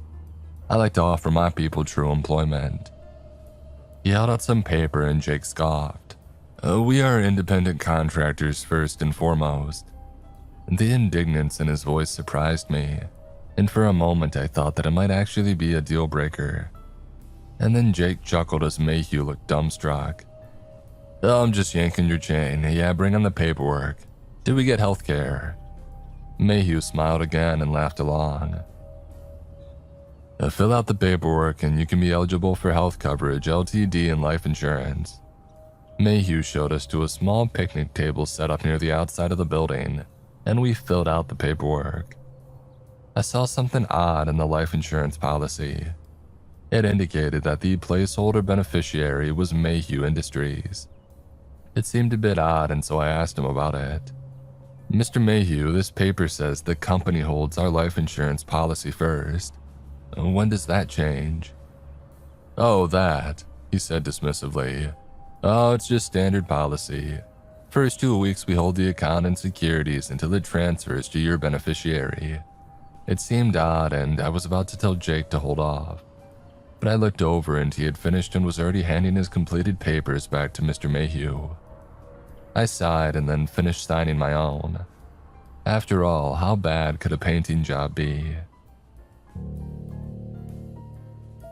After it was all settled, Mr. Mayhew showed us to a small storage shed that had dozens, if not hundreds of cans of white paint inside. There were also rollers, pans, brushes, anything a painter might need. This should all be good to get you started. Use as much as you need. A thicker coat seemed to take longer for that damn stuff to show through. Have fun, guys, and be careful. I would hate to lose you too.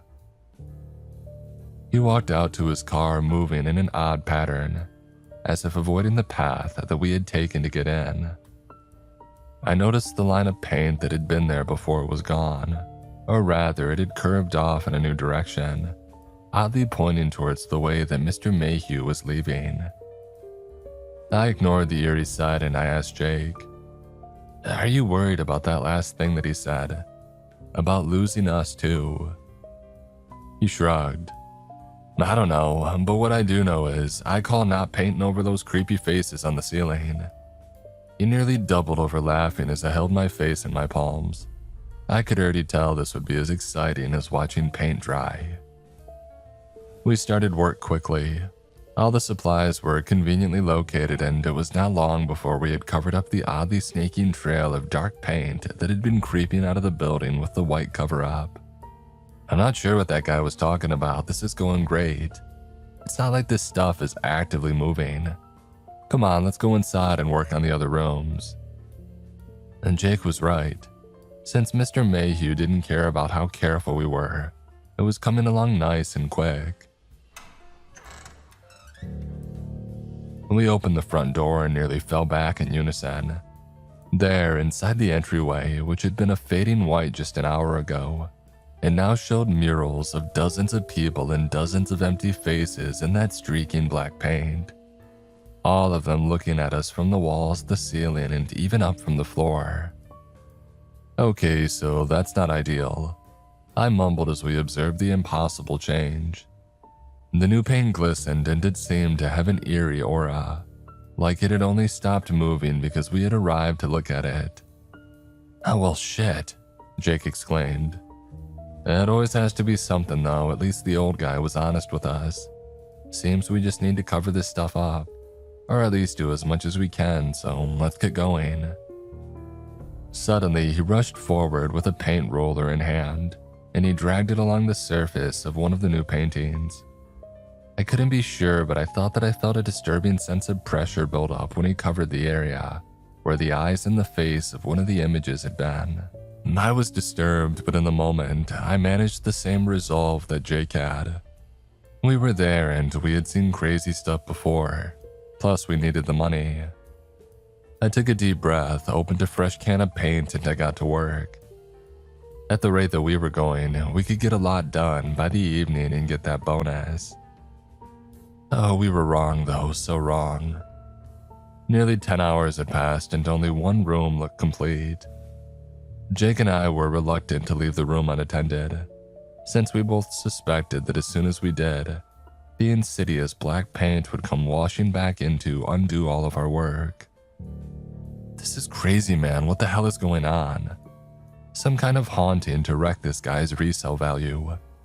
I mean, at least it's not attacking us, but it just keeps undoing our work. Jake shouted at the wall and kicked a can of paint towards the corner that he had just finished. It had already started to show new black streaks beneath the surface. I know this feels hopeless, but we get paid by the hour, so even without a bonus, the money is still good. Come on, I think the evening shift should be here soon, I said, trying to reassure him. We left our supplies in the hall and walked out to the parking lot. As we neared the exit, we heard a voice shout from outside. "Nathan, where are you? You need to get out of there, it's not safe." Jake and I looked at each other confused. We exited the building and saw a truck parked next to our van and a man shouting at the building, but not moving past the painted perimeter. "Hey, there's no Nathan here, but are you one of the evening crew here to take over?" I asked him, but he seemed surprised at my assertion and looked confused and then horrified. Oh no, no. He brought other people here. Oh God, please tell me that you saw Nathan in there. We need to get him out. He's been in there since last night." "Whoa, slow down, dude," Jake said, trying to reassure the panic-stricken man. "We've been painting all day here and your friend's not inside. We would have seen him. Who are you and what's going on? Mayhew said a night shift would be here to take over." The man took a deep breath and spoke in a strained whisper. My name is Roger and Nathan is my friend and fellow painter. We were hired to paint over the weird art in this building by Mr. Mayhew. That was what we were doing. Well, until something happened last night. Nathan didn't get out. Something happened and I can't remember." He looked confused and then frightened again as he struggled to recall. "I don't know what happened. When I woke up, I was back home. I tried to call Nathan, but he didn't respond. And then I started to remember things. Flashing images of faces, and Nathan staring at a wall with his eyes all messed up. I don't know what the hell is going on, but we need to get him out of there now." Before we could ask him another question, Roger forgot his apprehension about the paint perimeter and bolted past us, shouting for his friend. "Shall we?"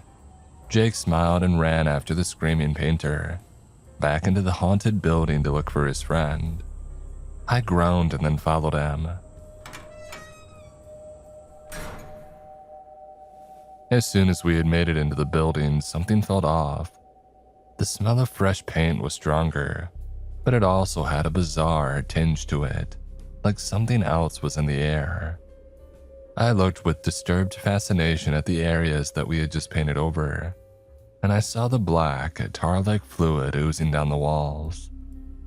Jake ignored the disturbing sight and rushed ahead, trying to catch up with Roger. I caught up with him around the corner, but Roger was nowhere to be seen. Suddenly, there was a shaking in the building's walls, and we retreated back to the front door, fearing a structural collapse. After a tenuous moment, I looked at the front door. There is a snaking line of paint emerging from the ground and merging into an inky black canvas that had erased most of the door's features. It was so much worse, actually seeing the paint move. It was like a living creature, and watching it gave me a terrible headache. And Jake was staring at it too, a little too intently. I shoved his shoulder and he blinked and he shrugged off the effect. "Let's prop the door open," I suggested. I didn't like the idea of this image forming on the door and being stuck in here with it. I pulled at the handles and the door held firm. There was a disturbing squishing sound and suddenly, I fell back gasping as a living portrait of a face opened its eyes and looked back at me from where the plain door had been. I was horrified but oddly mesmerized by the shifting patterns in the faces. I knew that I shouldn't be looking at it, but how could I not look at something so miraculous? I started leaning closer to the face. I needed to see more. Suddenly, a hand fell on my shoulder and I was pulled backward and onto the ground, landing hard and snapping out of my daze. "Oh, none of that possession shit, man. Don't look at the thing, come on. Let's try a window or something. This place is screwed and whatever's happening, I don't want to be stuck here," Jake said. I staggered to my feet and shook my head. I almost looked back at the undulating face on the door, and I swear that I felt some invisible hand reaching out to touch my mind. I shuddered and backed away. We found a window, but it was black on the other side. I had a bad feeling about what that implied. Suddenly, Jake was next to me, holding a brick that he had scavenged from somewhere and readying it. "Here's to hoping," he said while hurling it at the glass.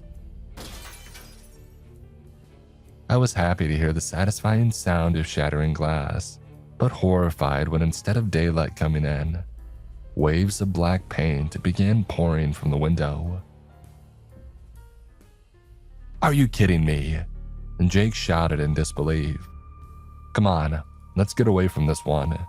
Maybe if we find those other guys, they can tell us what the hell is really going on and how we can get out," I said while moving on. Eventually, we heard something near the west wing and followed the dark halls to it. It sounded like low, muffled gasps of pain.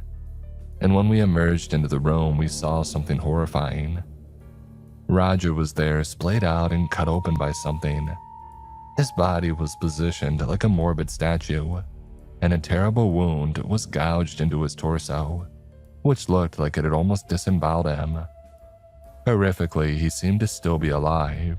We approached slowly and he mumbled a weak groan of agony. "Holy shit, what happened here?"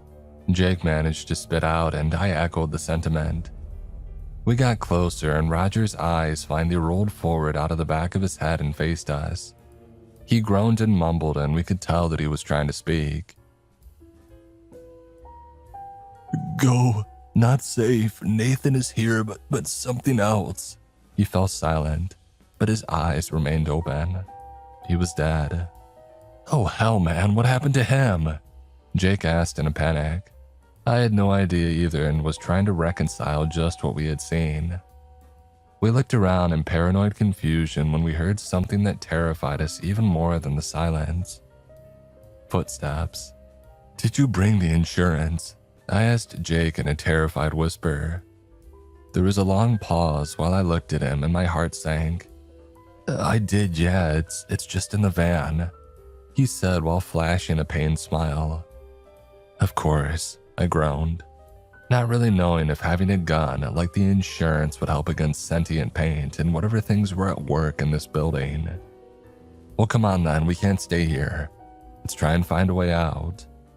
Jake nodded and together we crept out of the room, leaving the bloodied body of Roger behind us. We found another window and I didn't see any shifting, monstrous visage behind it, so I figured that was a start. I found a large piece of rebar nearby and I hefted it up. "Nice, man, let's give it a shot. Crack it open," Jake whispered. I held the bar and swung as hard as I could. The glass shattered and the darkness behind the glass gave way to a more natural glow of twilight. We could get out this way. I used the bar to clear the glass out of the frame. It was a tight fit, but I figured we could both get out of the building and this lot before calling Mayhew and telling him the bad news. Just as the way was clear and I was pulling myself up and out of the building, I heard footsteps again. I looked down the hall and saw a figure emerging from one of the adjacent rooms. There was a low, groaning, creaking sound, like the rusty hinge of a door. The terrible sound echoed as the figure walked along in what looked like pain. "Shit, move, move, move." Jake shouted at me and I hoisted myself up just in time to meet a dark wall of human faces. I sat there straddling the wall and looking in disbelief as the tortured faces of dozens of people stared back at me. All as one, they wailed a pained cacophony that nearly ruptured my eardrums. I fell off the windowsill and I landed hard, but the pain in my body from landing was secondary to the pain in my ears. The awful sound that those torturous half-faces bellowed had stunned me. I stared up dumbly at the broken window as if expecting them to be gone. But the leering faces looked down at me, and I swear they started to laugh. Before I knew what was happening, I could hear again, and I heard Jake shouting at me and hoisting me back to my feet. "Come on, man. I said come on." He pulled me up and we started to sprint away from the wall of faces. When I looked back, I saw the figure slowly moving towards us. A faint glow of inky tendrils trailed behind him, covering the walls, floor, and ceiling with more of that terrible paint. We rushed on, but the path led to a large double door that was padlocked and barred. "Oh shit, what now?" Jake said, struggling for words and as scared and desperate as I was feeling.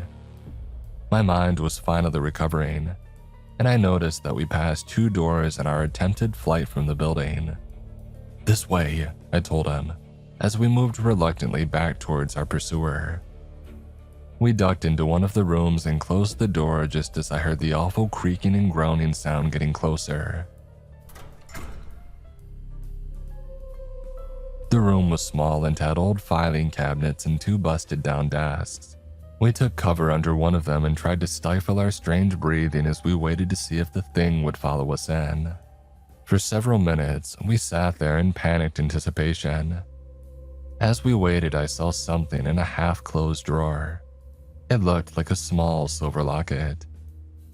I reached into the drawer and it made a slight noise that Jake nearly freaked out about. I shrugged apologetically and removed the locket. I opened it and saw the portraits of 2 young women. I turned it over in my hand and saw that the locket had likely been a gift. There was an engraving which read, "To Lily, my sister and my muse. Love, Sam." "What's that?" Jake asked. "I'm not sure what it is or how it got here, but something about the face in this locket feels weirdly familiar." Jake frowned.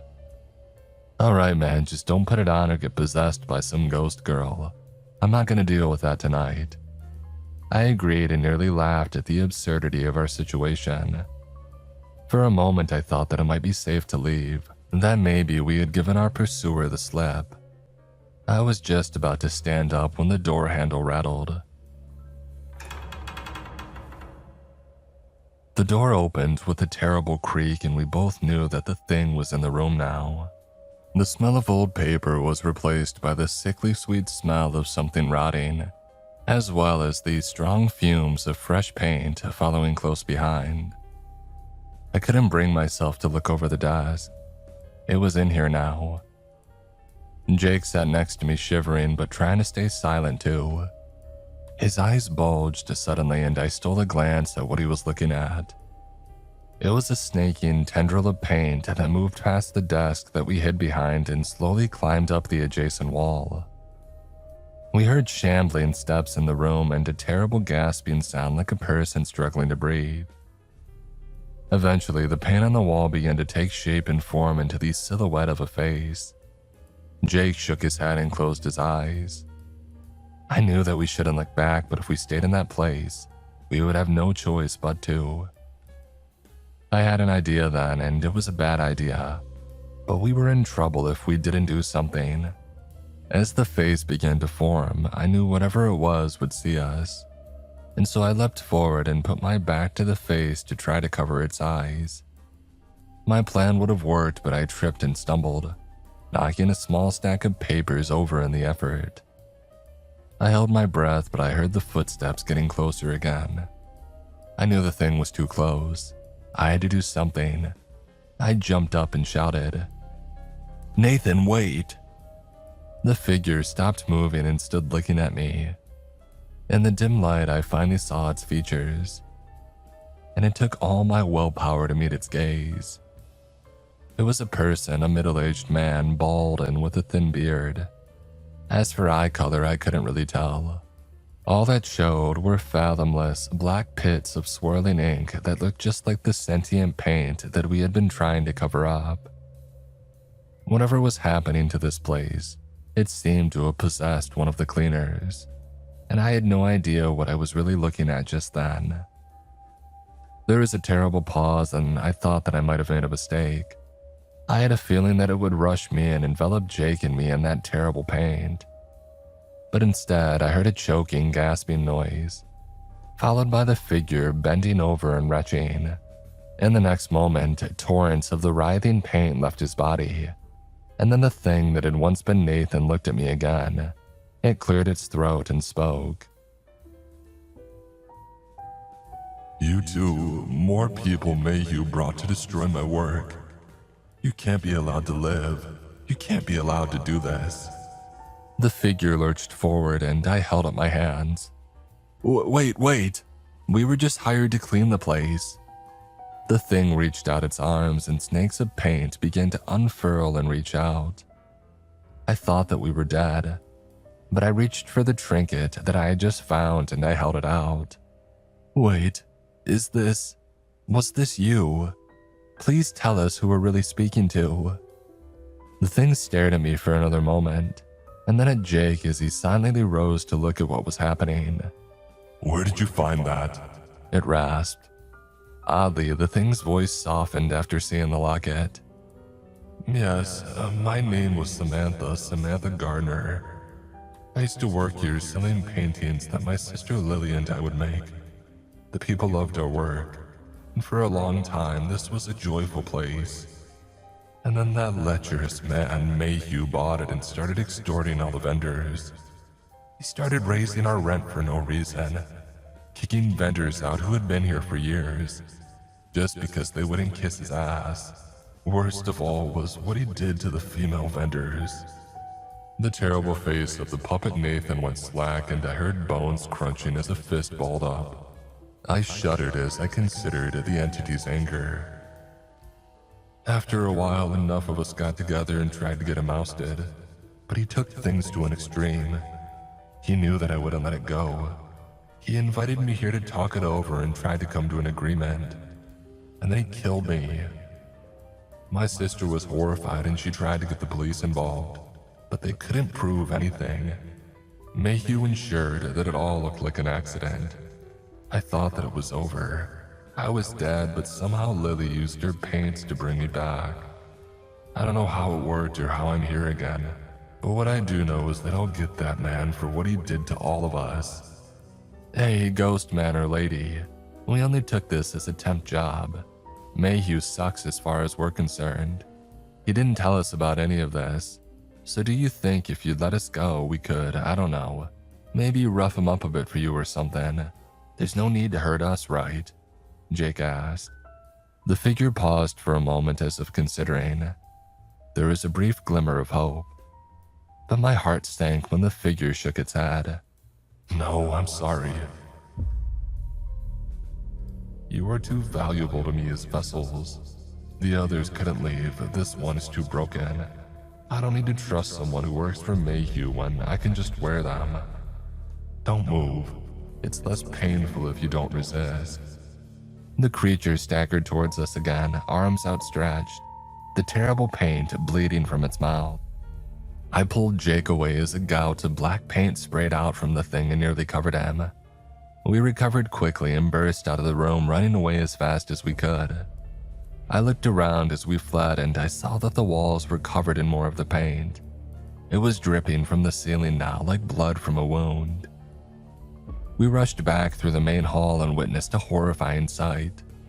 The walls were lined with more of the black paint. In each surface, the faces of the dead writhed in different states of decay. The sentient paint surged and writhed over everything, like a canvas of lost souls. We had to get out, but we knew that thing was still after us. I had another idea and it was a bad one, but we didn't have any options. Jake, do you have your lighter? I asked him. I mean, yeah man, why? What's the plan? He handed it to me. I considered just how crazy the idea was, but resolved to go through with it when I realized what might happen if we waited. Well, if this is one big painting and the canvas is keeping us in, why not burn our way out? We have gallons of paint thinner in the hall that Mayhew left, and a light source. I trailed off and Jake's look of concern changed to a manic and hopeful smile. Oh, it's crazy, dangerous, and stupid.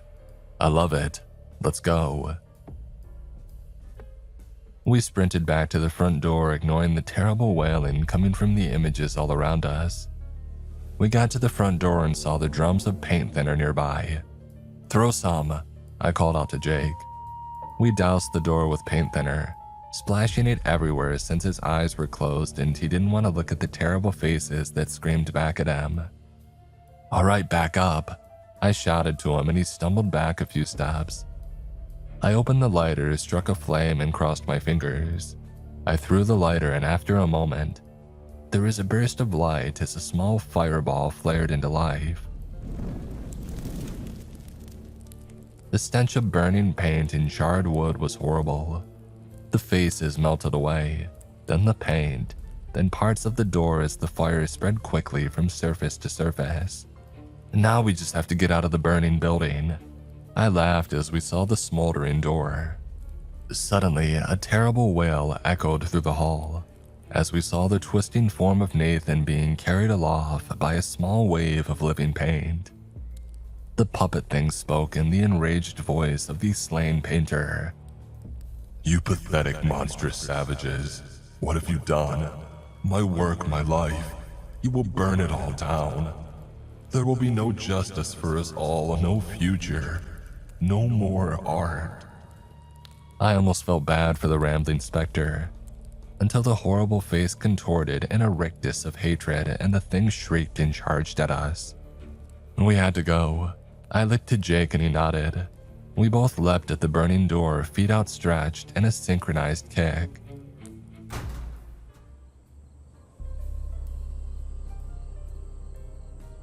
The door smashed open and we tumbled out into the cold night air. We gasped at the fresh air and scrambled away from the burning building.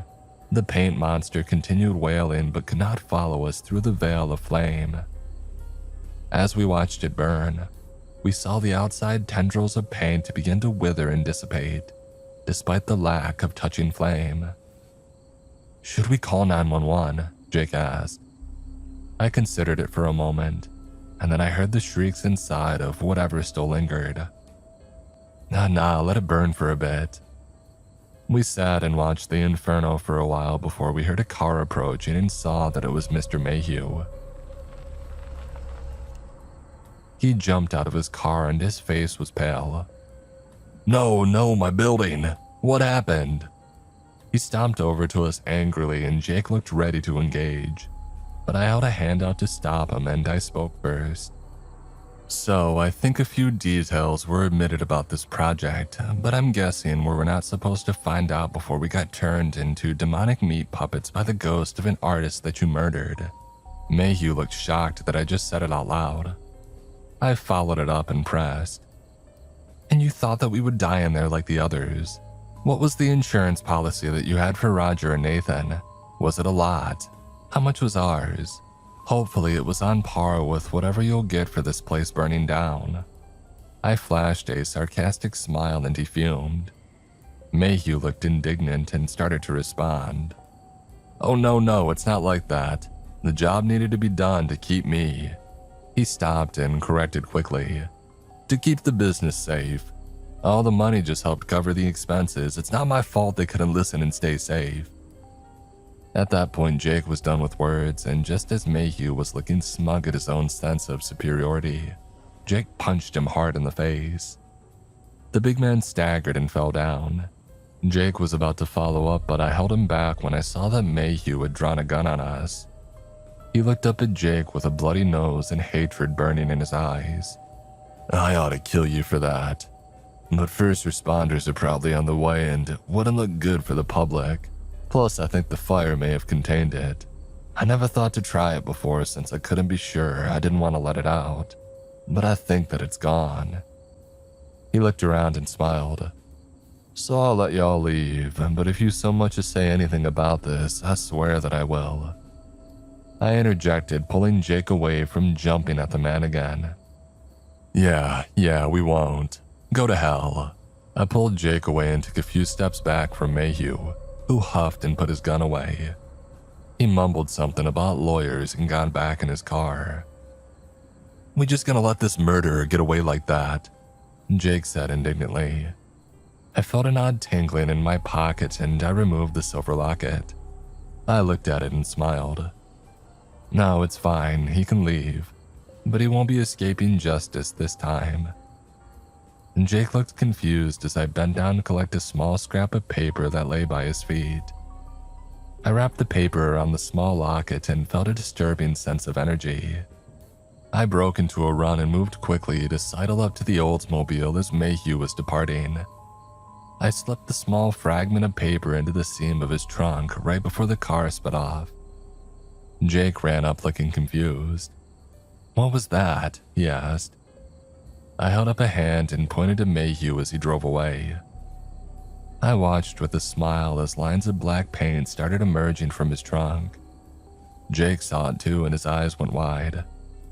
"Oh wow, man, that's gonna be a fun reunion." I nodded my head silently. And Jake and I waited for a bit and then turned back to the van as we heard a crashing sound in the distance, followed by gunshots and a scream. "And do you think we could get proper jobs as painters, just to try it out?" Jake shrugged and chuckled. "Nah, something else next. Painting sucks."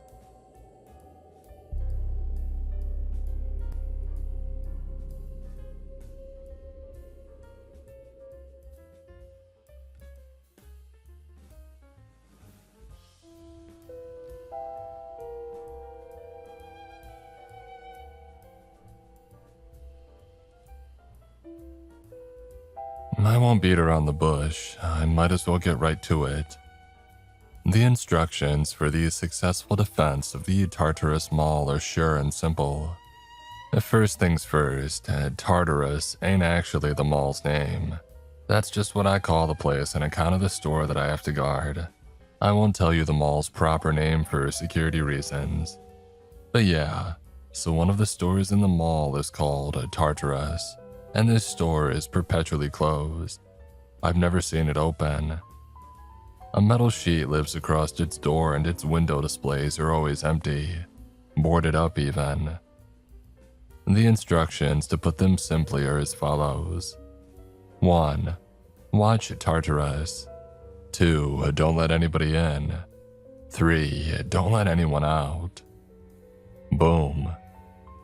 I work the shift from 8 p.m. to 4 a.m. Monday to Friday. It gets pretty damn boring. The mall closes at 9 and the last staff are out by 9:20. And then it's just me. Just myself, a gruff and relatively miserable late middle-aged man all alone in this mall.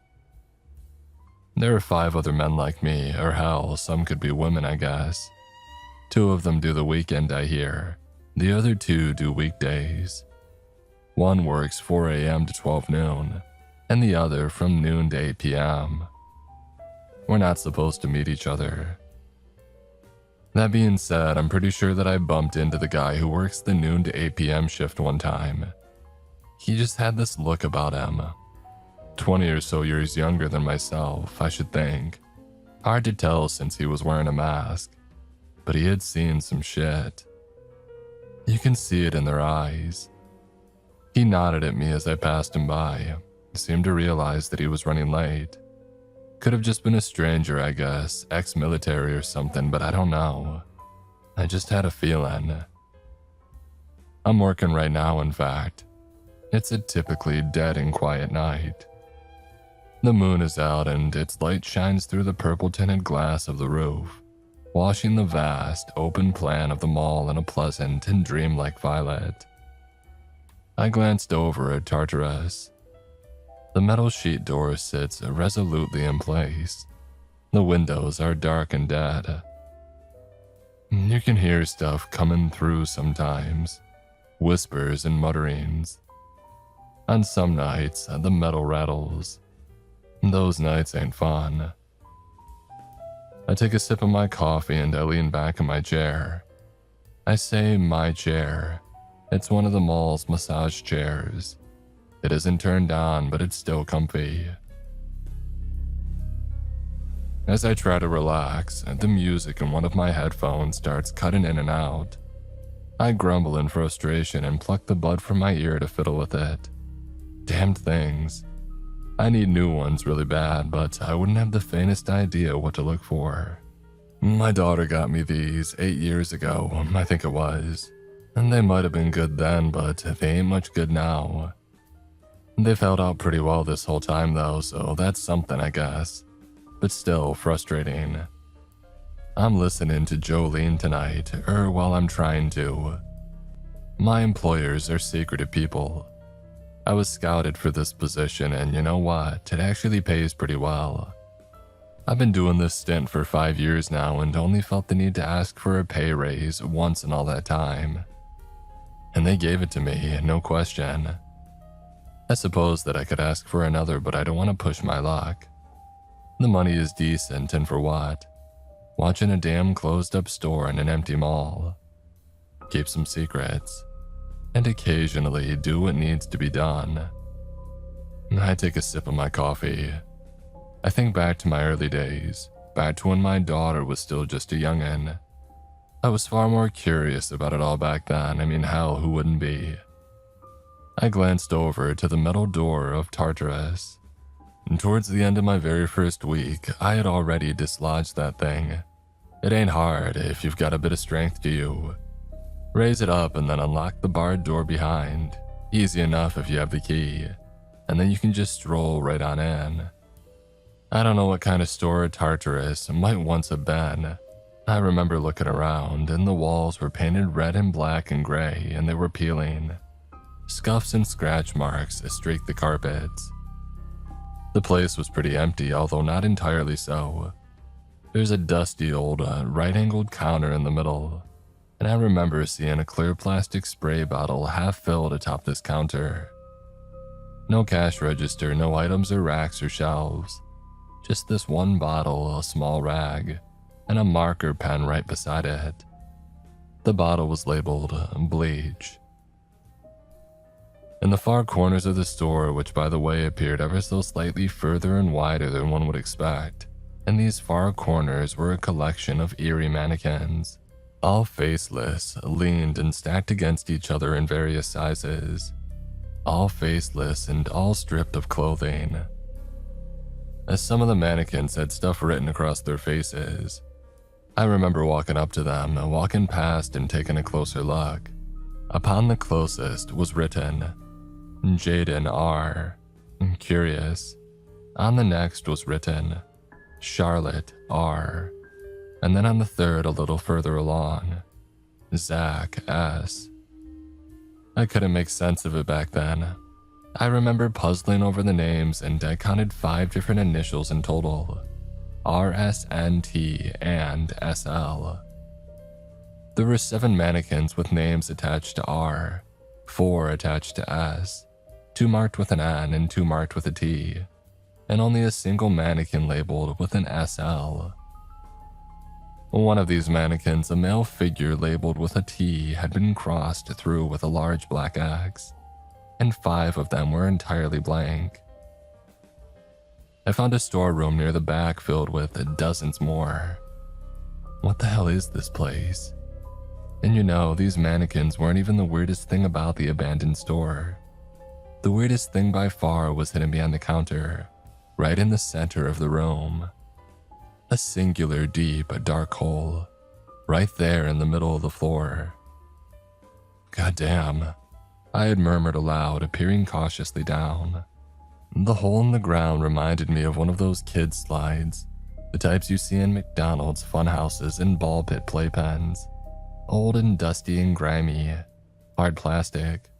It went down about 6 or 7 feet into the darkness and then rounded a gentle corner. And there was something else too. Around the hole and around the tunnel's entrance, there's this general creeping sense of unease. It's tough to explain. There's this sense that the floor upon which you walk is fragile, far more fragile than you give it credit for. That everything is more fragile than you give it credit for, in fact. It's a cold and clammy sensation, and it gets right under your skin. You can hear the whispering more clearly when you're around the hole too, if you stay there long enough. In my early days, I would stick around that creepy tunnel for ages, despite the unease. The allure of the mystery was too great, almost an hour at a time. I even went down into the tunnel too, despite my caution. I poked around and had a good look to see where it led. I quickly stopped doing that. I don't go into Tartarus anymore. Not unless I have to. Not unless I really have to go down into that tunnel, but thankfully such an occasion is rare. I shiver. I don't much feel like talking about that right now. I take another sip of coffee, sighing with frustration as my right earbud cuts out yet again. Ah, damned thing. I take it out to fiddle with it some more, and in doing so, my ears pick up the sound of a pattering in the distance. My senses are primed at once. I reach into my pocket and I pause the music. I stand from the chair, set down my coffee, and determine from which direction the noise is coming from.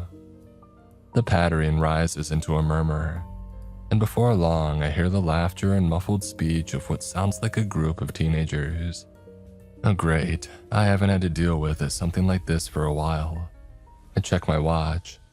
1 a.m. I wonder what the cause could be this time. A break-in perhaps, or maybe just a group of idiots who hid away in some store and waited for the mall to close. Maybe they're doing some kind of YouTube video. That's what the last group were doing. When was that? August or September? I shake my head with a grumble. Yeah, idiots, I mutter, deciding on tonight's approach and folding my arms. waiting for the group to round the corner at the far side of the mall's open plan. Their laughter becomes louder and louder, growing more obnoxious with each step. They round the corner and my suspicions are confirmed. 5 teenagers all washed in that subtle purple light. I'm standing so still that it takes a second for them to spot me. Once they do, however, their laughs cut out at once and the pattering ceases as they come to an awkward and sudden stop. I let the moment hang in the air and then I break it with a simple, "You kids shouldn't be in here. And get the hell out before I call the police." The one in the front opens his mouth to say something and glances at me from Tartarus and then back. I narrow my eyes. Interesting and troubling. I'm really hoping that these dumb kids aren't here to see Tartarus. Though none of them have their phones out, it doesn't look like they're filming any kind of video. "What are you doing here?" the kid at the front asks.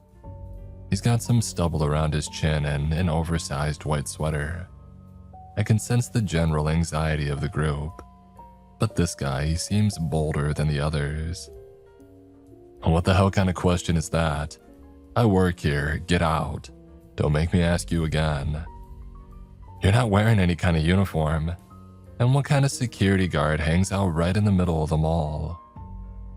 The sweater takes a step forwards and again glances from me to Tartarus, less subtly this time. "Dude, no way. Was Rex telling the truth?" One of the girls of the group mutters to the boy beside her. She looks between me and the accursed store. "You're trespassing," I reiterate, raising my voice. "Just go, for God's sake. Leave by whatever way you came in and leave me to listen to my crappy music." The group's other girl, one whose sweaters laughed, looks up at me. "Why would you want to listen to crappy music?" she asks. I push some air out through my nose. "Oh God, it's not the music so much as the headphones. Look, that's really not important," I falter, squinting. "Hey, wait, don't I know you? You're one of Abby's friends, right?" "Abby is my daughter." The girl's eyes widen as she takes a step back. Yeah, I know you. For God's sakes, I'm Abby's father. You're Maddie or Riley or something like that." "Avery," she squeaks. "Yeah, that's it. Look, I remember you and you're a good kid. I'm sure you all are. So just get out of here. This is your final warning." "What about Tartarus?" Sweater asks me. I take another step towards the group. "What about it?" "Well, what's in there?" "Nothing." "That's a lie," chimes in one of the others, a boy to Sweater's right.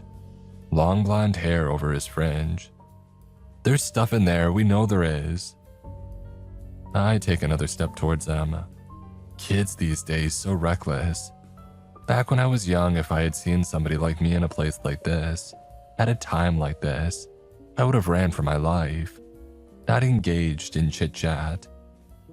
"I don't know who you've been talking to," I reply through gritted teeth, "but I can assure you that there's nothing of interest to you or to anyone in that empty, old closed-down store. So you won't mind if we take a look around then?" Sweater replies, and he draws from his pocket my key. I am actually taken by surprise. It glints violet in the light, but it's my key all right, there's no doubt about it. The long, sharp, and serrated silver key to Tartarus. I can see the store's logo or symbol, or whatever emblazoned across the handle in black. "How did you?"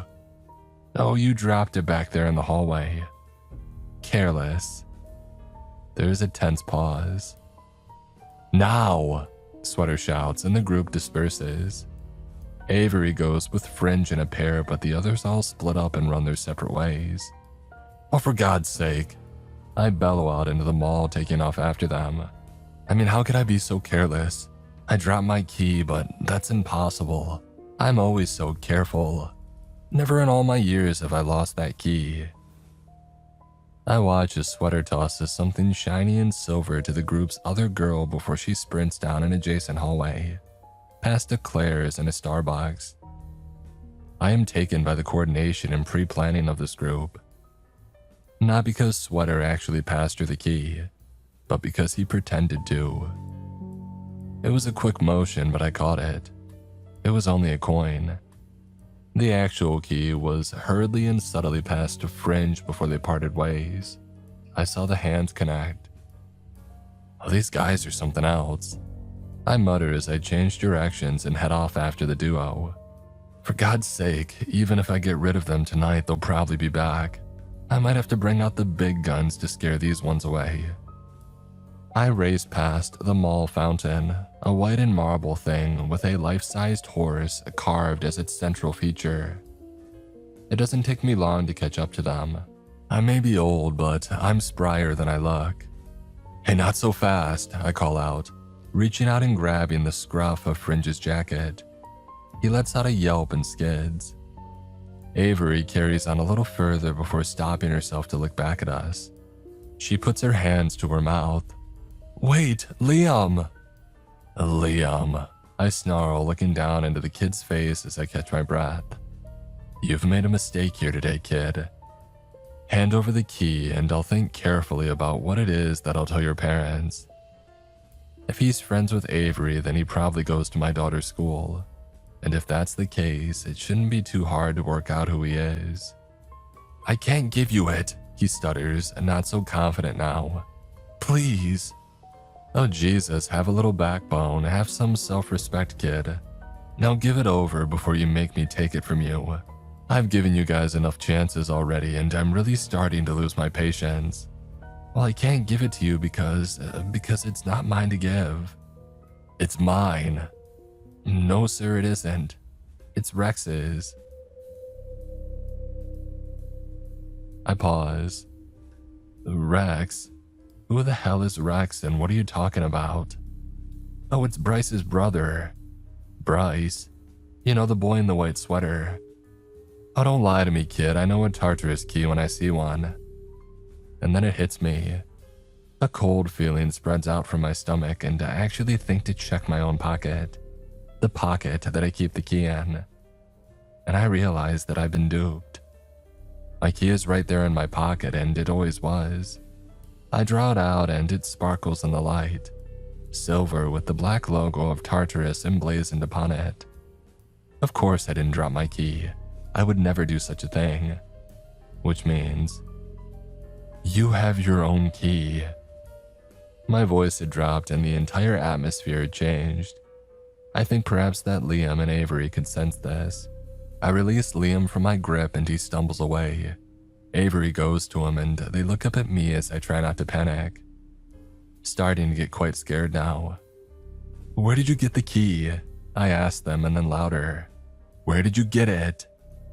I told you, Bryce's brother. I'm sorry, we thought that there might be someone guarding the store. Rex was drunk the other night, he's always drunk and he told us. What? What did he tell you? Well, he told us about Tartarus. Is Rex one of the guards? Could he even be the guy that I saw that one time in the mall? The sweat begins to bud on the back of my head.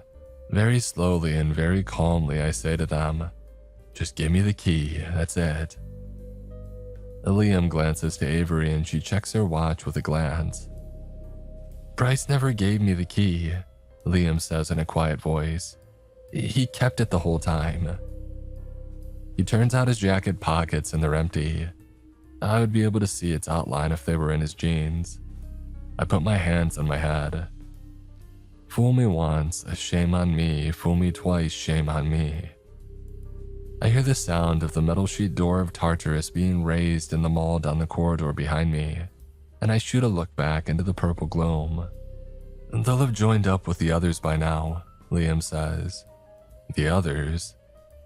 Oh, there's a whole group of them going down, like 7 or so. I think I said I'd be a part of the distraction. I turn to stare at Avery. She must see something in my eyes because she recoils. Avery, is Abby with you? My daughter, Abby Jones. Come on, I know that you know her. You guys are friends. She pauses. No, she isn't with us. I'm not convinced, and I can hear the running of quick footsteps in the distance. Avery! I grab her by the shoulders and she goes deathly pale. You won't get in trouble and neither will she. I get it if you're trying to cover for your friend, but you have to tell me. Is Abby a part of this group? No, I said no. She stumbles over her words. We asked her if she wanted to come and she said that it was stupid. Well, at least one of you has some sense. I retort, releasing her. I'm not convinced, however. I'm really not convinced. I take off back down the corridor, leaving the two quaking kids behind. Go home, I shout at them, racing through the midnight mall. I stumble to a stop by my massage chair, staring in horror at the entrance to Tartarus. The metal sheet that covers the door is not currently covering the entire door. It's clearly been lifted and dropped back down, and it hasn't settled properly into place. I can see from here that the door behind it is open. Oh, come on, I say as I make my way to the door and haul the metal sheet up with a grunt, pushing into the store itself. I am instantly struck with a wave of unease. Handprints and shoe prints are marked all over the dusty counter and the top in front of me. I glance to my right as I stride over. The nearest mannequin rests awkwardly against the wall, a faceless man with his arm raised in a sad and silent wave. Darren R. It is written across the mannequin's face in black marker. I swallow with a dry throat. Could that be your writing, Rex? I try not to think about it, and I'm not supposed to know. I jump the counter and look down into the dark, hard plastic of the tunnel on the floor.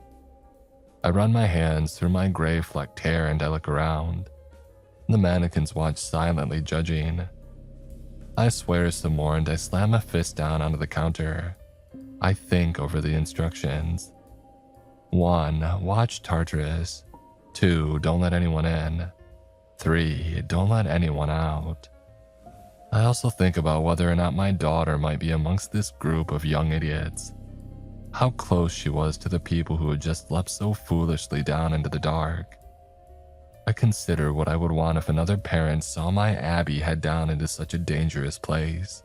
And after a moment, I sigh and return to the front door of the store, locking it closed behind me, and then heading back to the hole behind the counter.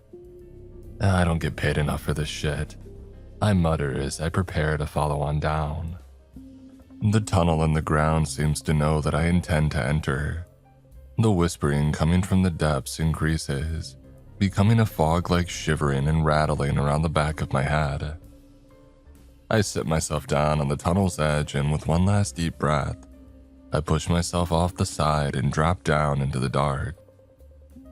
The hard plastic of the tunnel carries me down and around the corner like a slide as it goes down, turning this way and that before steadily leveling out. I grunt and readjust myself as I slow to a stop. The tunnel is rather claustrophobic, but it's fine. I've been down here before. I have to turn onto my front, on my hands and knees. I do so and I crawl forward for about 2 minutes or so before rounding one last corner. Ahead of me at the end of the tunnel is a narrow pinprick of pale purple light, the same shade to the light in the mall upstairs. I mutter to myself, pushing down the fear, and I continue my crawling, knees aching as I do so. You gotta be careful, Matthew, I think to myself, chiding myself for being so careless.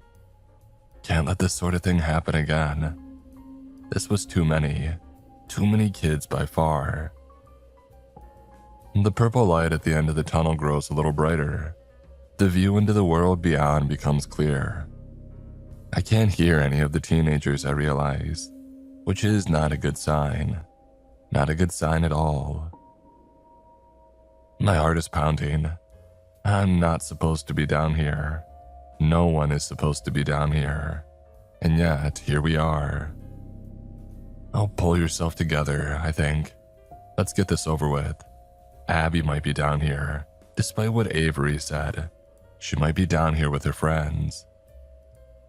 And I clamber out from the tunnel's exit and into the place that lies beyond. Beyond and beneath. I stand in a room with blue-green peeling walls, scuffed floors. It kind of looks like the Tartarus store, only with a different color scheme. And there are no mannequins. No creepy-ass mannequins with names and initials written all over their faces. The windows ahead are not boarded up, and there is no metal sheet over the door that leads out. I glance behind me.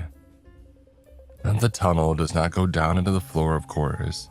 It instead carries on in a straight line and disappears through the back wall. I return my gaze to the room's front door and I stride towards it, heading out and into the plain beyond. And goosebumps shiver up my skin as I step through the door and I look around, reminding myself of the layout. I stand in a mirror reflection of the mall upstairs. It changes and warps the further from the tunnel's exit that you go. But here, for now, I stand more or less in the center of a copy of the mall. A copy with a few key differences, of course. As always, there is that faint, almost imperceptible music. Orchestral, sad but beautiful. You have to strain to hear it, but it's there. It's always there. It sounds like it's always on the verge of a crescendo that never comes. My surroundings and I are bathed in that same purple light, but there is no moon on this side. No stars are visible through the glass above. There is only pitch black. It isn't clear where the light comes from exactly. It just seems to hang in the air. I turn around. The Tartarus store stands behind me, though it isn't called Tartarus on this side. It's called Gaia. And while the windows are empty and free from displays of any kind, they are not boarded up. There is no metal sheet that I had to lift to get out. The door is unlocked and easily accessible. While at first glance the surrounding stores seem familiar and plain, close inspection of each reveals that they are anything but. There is no English used down here. The letters might appear to be recognizable if you skim your eyes past them, but the storefronts are covered in no native language of mine. It's nothing but strange symbols and unusual lines and shapes. My footsteps echo as I walk the length of the mall's central hallway, closer to the fountain and the statue upon it. It's not a horse on this side. It's an enormous, coiled snake. White marble, lidless and staring eyes. And sitting atop of it, I jump in shock and swear to myself under my breath. He's often lurking around down here, but he's never in the same place. And he's a frightful thing too, to put it lightly. "Hello, Minos," comes the voice of the figure sat upon the snake's head, like a hiss almost. The voice is smooth and unsettling. "Good evening, Typhon," I reply steadily, composing myself and looking up at him. "You're looking handsome tonight." And Typhon has tonight chosen the form of myself. Sitting up on the top of the snake is a copy of me, though as with them all, the copy is twisted. His copy of me is pure white, and when I say that, I mean everything. The hair, the skin, the clothes, all a mist-like, ghostly white. All except for the eyes. There is no color in the eyes, just a void black. And Typhon grins and flickers out his tongue like a snake's. He cocks his head at me. "Oh, you've made a tragic mistake tonight, haven't you, Minos?" Typhon does not know my name. It's safer that way, and I intend to keep it as such. He knows that it begins with an M, however, and he chooses to refer to me as Minos. A mistake, sure. I don't intend for it to be tragic, though. We all make mistakes. "Oh, so more than others," he replies, licking his teeth. He doesn't blink. There's a pause.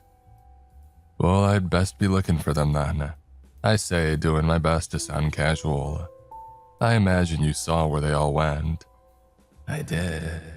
I saw where they went." And I don't suppose you're going to be telling me, are you? When did I become so predictable? He says with a stretched white grin. Yeah, I mutter in response. Alright, I'll be seeing you then. I start walking around the statue of the snake on its fountain. I watch in the side of my eye as Typhon creeps like a lizard across the statue's head. Have you thought some more about the offer that I made Juminos? Typhon asked, his voice dropping and the hiss in his throat becoming more prominent. It'll save you a great deal of trouble a little further down the line. I doubt that, I reply, looking directly ahead and leaving the statue of the snake behind me. And as before, my answer is no. Well, the offer stands. I do hope you change your mind. I hear the sound of Typhon scuttling down the marble of the statue. I shoot a quick glance over my shoulder, but he's already vanished. And when I'm sure that he's gone, I breathe just a little easier. It may not seem like it, but Typhon scares me more than most down here. And he was in a good mood tonight. I continue on along my way, aware that the clock is ticking, ears straining for any hint of the group, listening intently for any clattering, speaking, or screaming to accompany that faint music. I think hard. The kid in the oversized white sweater, the ringleader of this little group. What was it that the duo upstairs had said his name was? Bryce. And Bryce's older brother is a guy named Rex, a nighttime alcoholic by their accounts, and the owner of the key that Bryce had used to get them all down here. Oh, this troubles me greatly.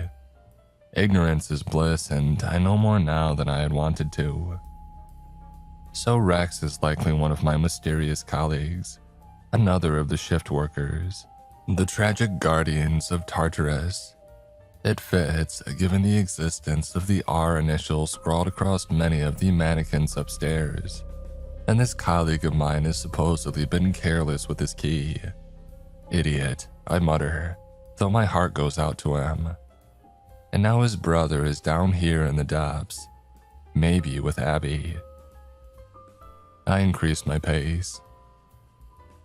If I had heard stories about this place from an older brother through drunk ramblings, I guess, where would I want to go first if I was some stupid kid? A couple of potential answers come to mind and I settle on one, adjusting my course and heading to the right. I pass beneath the silent, watchful gaze of the eerie storefronts on either side.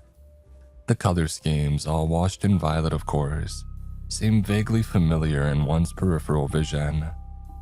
But when you turn to look directly at them, well, as I said, they ain't anything recognizable, dreamlike and nonsensical. I can hear voices ahead, male and female kids' voices. It's them all right. I start jogging. I round the next corner. In the mall upstairs, the actual mall, I guess, this right here would be one of the mall's exits. The corridor leads to a large bookstore, and if you walk right through the center, then you leave into one of the parking lots. You can see the exit from the store's entrance. Down here, however, beneath Tartarus, the bookstore does not lead to an exit. It only leads into more corridors of the mall. There are no windows. There are glass panes in the walls, sure, but they only give you a view back into the mall, not to the outside. The layout starts getting weirder from here, more labyrinth-like, less Euclidean, if it please you. In the center of the bookstore is another feature that is missing in the one upstairs, a giant carved titan. It cowers with one hand above its monstrous face, snarled in rage and fear. As with the snake and I suppose with the horse, it appears to be made of white marble, and it is so huge that it takes up the bulk of the room's center. Even the escalators do not rise above the top of its head. And the teenagers are in here. There are 7 of them, as Liam and Avery had suggested there would be. There's Bryce again, the white sweater guy. There's the two from the initial group, a boy and a girl, and 4 new ones. I am relieved to see that Abby is not with them though, and it appears that Avery may have told the truth. It does concern me though what Bryce might have told Abby about this place, about Tartarus, and whether she would have believed any of it. And if she did, whether she connected any of it to myself. Upon my arrival, they all turned to me at once, high off the energy of doing something that you're not supposed to. The feverish excitement of being in some place secretive and strange. None of them have any idea what sort of danger they're in. I can see it in their faces. None except for Bryce, maybe. I come to a stop and we regard each other, them and I. Do they know, kid? I ask him after a beat, careful not to use his name. Do they know the danger that you put them all in tonight?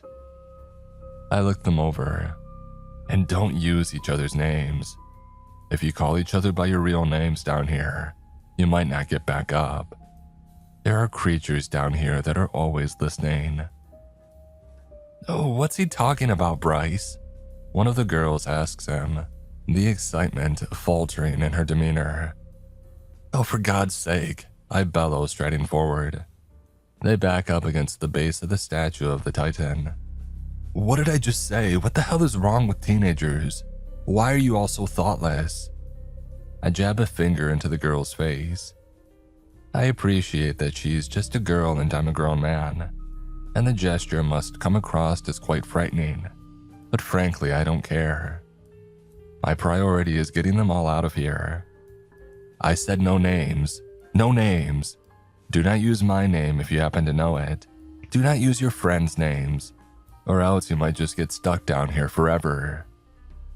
I grab Bryce's collar and I swing him around, throwing him a little ways towards the bookstore's entrance, back towards the mall corridor the way we came. You put your friends in danger tonight, I tell him. Now you can think of a way to apologize to them as we head back to the entrance. Oh, screw off, old man, Bryce replies, snarling at me. Bryce, murmurs the girl behind me in shock. I spin around. If I have to tell you one more time.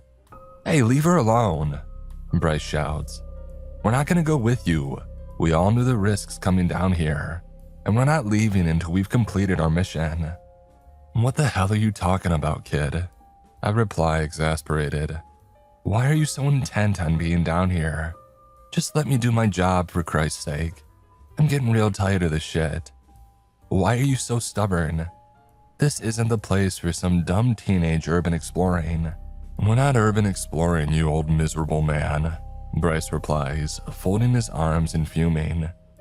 My brother gets sicker every day. I won't say his name, but you know who I mean. He's worked at the mall for so long, I don't know why he doesn't just quit already. The contracts last 3 years, I murmur. He can quit at the end of every 3-year period if he wanted to. Well then why doesn't he? Why does he put himself through it again and again and again? And what the hell even is this place? He put his head in his arms and then throws them out wide. It's all real, it's all real. I thought that it was drugs. I thought that my brother might be wasting away in some crack den. But the more that I researched, the more I stalked and watched. It's all real. Tartarus. He pauses, gathering himself. My friends came down here with me voluntarily. They trust me because I trust them. There's a murmur of determined agreement from behind me, from the little gathering. Bryce's eyes flash. And if it's all real, then that means that Typhon is real, and that it's his fault. It's all his fault. The air in the corners of my vision begin to shimmer slightly. A book on a nearby table stand starts to shake. Kid, I say carefully and quietly. I walk forward and try to usher him onwards. It's time to go. He shoves me away and his friends go to stand by his side, staring back at me, some anxiously, some defiantly. It's Typhon's fault that my brother is stuck in this job. I'm not sure how exactly, but I know it must be his fault, and I know that he's evil. So we're gonna find him and we're gonna kill him. I cannot help a panicked laugh escaping my throat, which seems to rile Bryce up even further.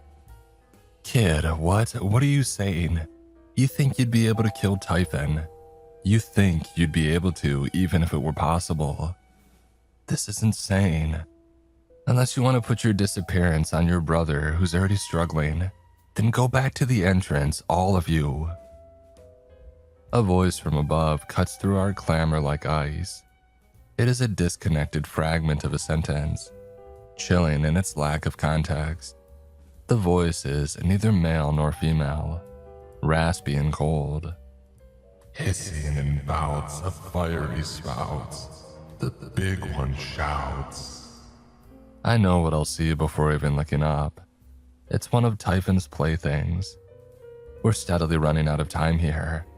The eyes of the kids before me go wide with terror as they look up to the ceiling. I crane my neck unenthusiastically. Above us is the plaything in question. It has the rough form of a human. Like Typhon, it's entirely white. But unlike him, however, the thing has no eyes.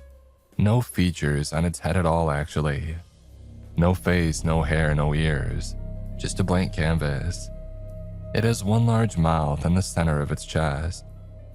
The mouth puckers and it salivates as it creeps across the ceiling. It moves tentatively but surely, like a spider. It has no legs, but instead, it boasts 6 arms. 2 from where you would expect, 2 from the joints where its legs should be, and 2 from its hips. It's an abomination. And abominations are aplenty down here. What the hell is that? The boy to Bryce's right asks. The boy from upstairs, adorned in a blue hoodie. That is our cue to leave, I reply, pushing them towards the entrance. Is this all of you? There's nobody else, just you 7. Most of them are stricken by the monster overhead, but 2 of them nod at me in response. Games, hisses the creature. I would love a game. Love, love, a lone flower in the cold field. Its ramblings are lost to a general murmur as I quickly draw the door to the bookstore closed behind us.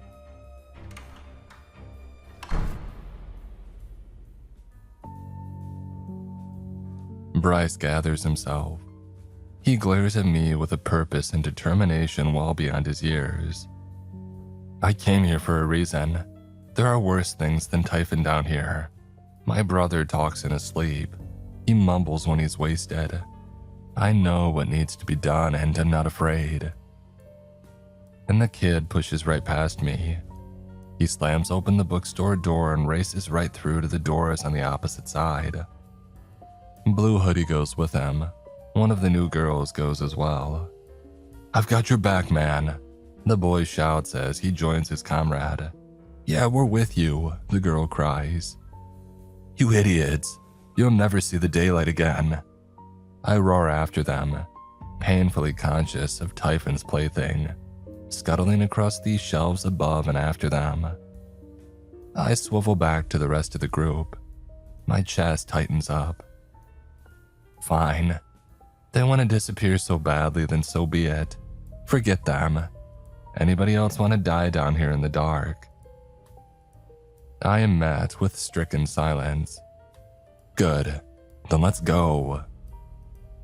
I grab 2 of them and start to run back through the mall, but I let them go after a few seconds. They are all running with me this time, back through the corridors and back past the statue of the snake. I glance up, but Typhon himself has vanished. He could be anywhere now. We stumble towards the entrance to Gaia. In you go, I pant, and grimacing as I catch my breath and stretch out one of my legs. Back through the tunnel. One of the girls turns to me. She's from the original group that I saw upstairs. Curly black hair. But what about Bright? She stops herself. What about the others? We can't just leave them. I clenched my jaw. Hey, they made their choice and I ain't their babysitter. She grabs me by the sleeve.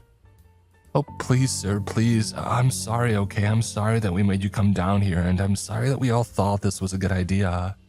But you can't just leave them. I look at the faces of the kids before me, hesitating. They'll never give up, says one of the boys. Never. If you don't go after him, then he's going to die. Please, we're sorry. I blow some air through my nose. I ain't giving you my key, I tell them. And if I go up to unlock the Tartarus door for you, then by the time that I get back down here, it'll be too late. If I go after them, then who knows what'll happen. There's no telling when I'll be back. You might have to wait for the next person on shift to come and let you out. Oh, that's not so bad. One of the boys replies bravely or foolishly. How long would that be? I glance at my watch. 2.5 hours or so. Oh, that's not so bad. Perhaps not, but... I pause. But what? The girl with curly hair replies. But whoever comes to let you out will be bound to the rules, just like myself. Watch Tartarus. Don't let anybody in. Don't let anyone out. But there's no telling whether or not they would actually let you out. I finish simply. We're not supposed to let anybody out, and the longer that you stay in Tartarus in the realm below, the worse that it gets. There's a long silence and the kids look at each other. An unspoken agreement passes between them. Guys? Curly asks, and the others nod. She turns back to me. Please, we can wait. Just go after them. I consider the request and then speak quietly. For God's sake. I point to the tunnel. Head up anyway. I don't want you creeping around down here. Head up to Tartarus and wait for me there. I start jogging away again back through the mall. I turn to look over my shoulder and I jab a finger at them. Hurry, and don't touch those mannequins. And as they scurry back to the tunnel, I let out a heavy sigh and I carry onwards. Onwards through the purplish light of the world below. For better or for worse. God help me. Racing through the mall, I again reach the bookstore, the store that marks the edge of this branch of the complex. I put a hand on the glass pane on the window and I look through, peering this way and that for any sign of Typhon's abomination. Oh, where are you? I mutter as I cautiously push through, taking the key from my pocket and brandishing it like a weapon. The door squeaks as I step inside and it closes behind me. Step by step, I walk the length of the room, round the statue of the agonized Titan in between the still and silent escalators. Nothing. Though this is not necessarily a good sign, it likely followed on after the trio. Already across the room, I push through the next set of doors and out into the corridor beyond. To my left and right are more stores. Endless, bleary, and unidentifiable stores. I look down to my watch and a sharp chord is played in the distant orchestra. I wonder if perhaps I'm wasting my time. These kids have brought this fate upon themselves after all. I notice a trash can knocked to the ground. There's no trash inside of it, of course, but a decent indicator of where they might have gone nonetheless. I take the corridor beyond it to the left. The pattern on the floor here is covered in subtle, false shadows. It gives the impression that it rises and falls in unusual places, making it difficult to move in a straight line. I think about Rex, about the young man that I saw that one time while starting my shift, about the look in his eyes, my fellow guardian. Bryce is his brother. He might be a little shit, but Rex is a watcher of Tartarus, a gatekeeper like myself, and I'm just not one to leave people behind if I can help it. The stores here stand at weird angles. A bench beside me is longer and thinner at one end than it is at the other. It looks normal when viewed from a certain angle, but from any other, it is strange and disturbing. The way ahead branches into 3 paths, and I come to a stop, catching my breath. Which way did they go? As I consider the options, a clear drop of liquid falls in front of my face, splatting quietly against the ground by my feet. I look up, and above me is an abomination, perched against the ceiling and staring right at me. I mean, it has no eyes, so technically it's not staring at me, but it might as well be. It certainly feels like it is. Its body is angled towards mine, and a low hiss reverberates out from its enormous mouth. Quietly and slowly I edge away. "You know where they went, don't you?" I murmur. Now don't get distracted by me now. You just keep going and I'll follow. Follow the yellow brick road. Bricks and stones may shake my bones. I don't want to go to the theater tomorrow. It rambles in a low, wet voice. It licks its teeth and creeps just a little bit closer to me. "No," I warn, heart pounding, reaching into my pocket to grab the key. "Keep going on your way." Which way to the train station? He tells me that we're running out of time. It creeps closer. This one is interested, it would seem. These things can be tricked, though. There is a formula which has varied results. The nonsense that they spout. They react to the things around them, but sometimes they provide glimpses into their former lives, and you can use that against them. The theater, I begin standing my ground. There's no room on the upper deck. We have to go to the lower floor. Lower the flag. The parade will end soon. The abomination whispers, as the sweat down my back starts to chill. Still, it creeps closer. Saliva drips to the ground with another wet splat. "Lower," I repeat. "Lower levels, the end. There are lower levels than this." Oh, lower levels. Lower. "The lower levels are worse. There are worse levels below. The lower levels are worse. There are worse levels below." I brandish the key before me and it glints violet in the light. The abomination pauses. There are worse levels below. It repeats. We regard each other for a moment more. "The lower levels are worse, and there are worse levels below, and I could send you there." I finish and the abomination is done. With a little hiss, our twisted palaver is done and it turns from me, continuing on along its way, crawling across the ceiling. I check around to see if there are more, and once I'm happy, I follow along after it. It'll have Bryce's scent now, if none of the others. I'm careful to keep a comfortable distance, but I feel sure enough to return my key to my pocket. And glancing around warily as the abomination leads me deeper into the labyrinth. Through corridor after corridor, the sound of hissing grows louder. Through passage after passage, and at last, there they are. Around this final corner stood in the middle of a wide intersection of varyingly sized corridors are my trio. Bryce, Blue Hoodie, and the girl. They stand in the shadow of another marble Titan statue. The ceiling is higher in this section of the mall and the Titan towers up towards it. Its upper chest, head and shoulders are above the mall's next level. It looks like there are more stores above us, but there's no way to reach them. The Titan's fists are balled in rage, an emotion frozen in time. The abominations are creeping their way around almost every visible surface. There must be at least 50 or more. "Jesus," I murmur. And Bryce is hurriedly reading through the pages of a small notebook.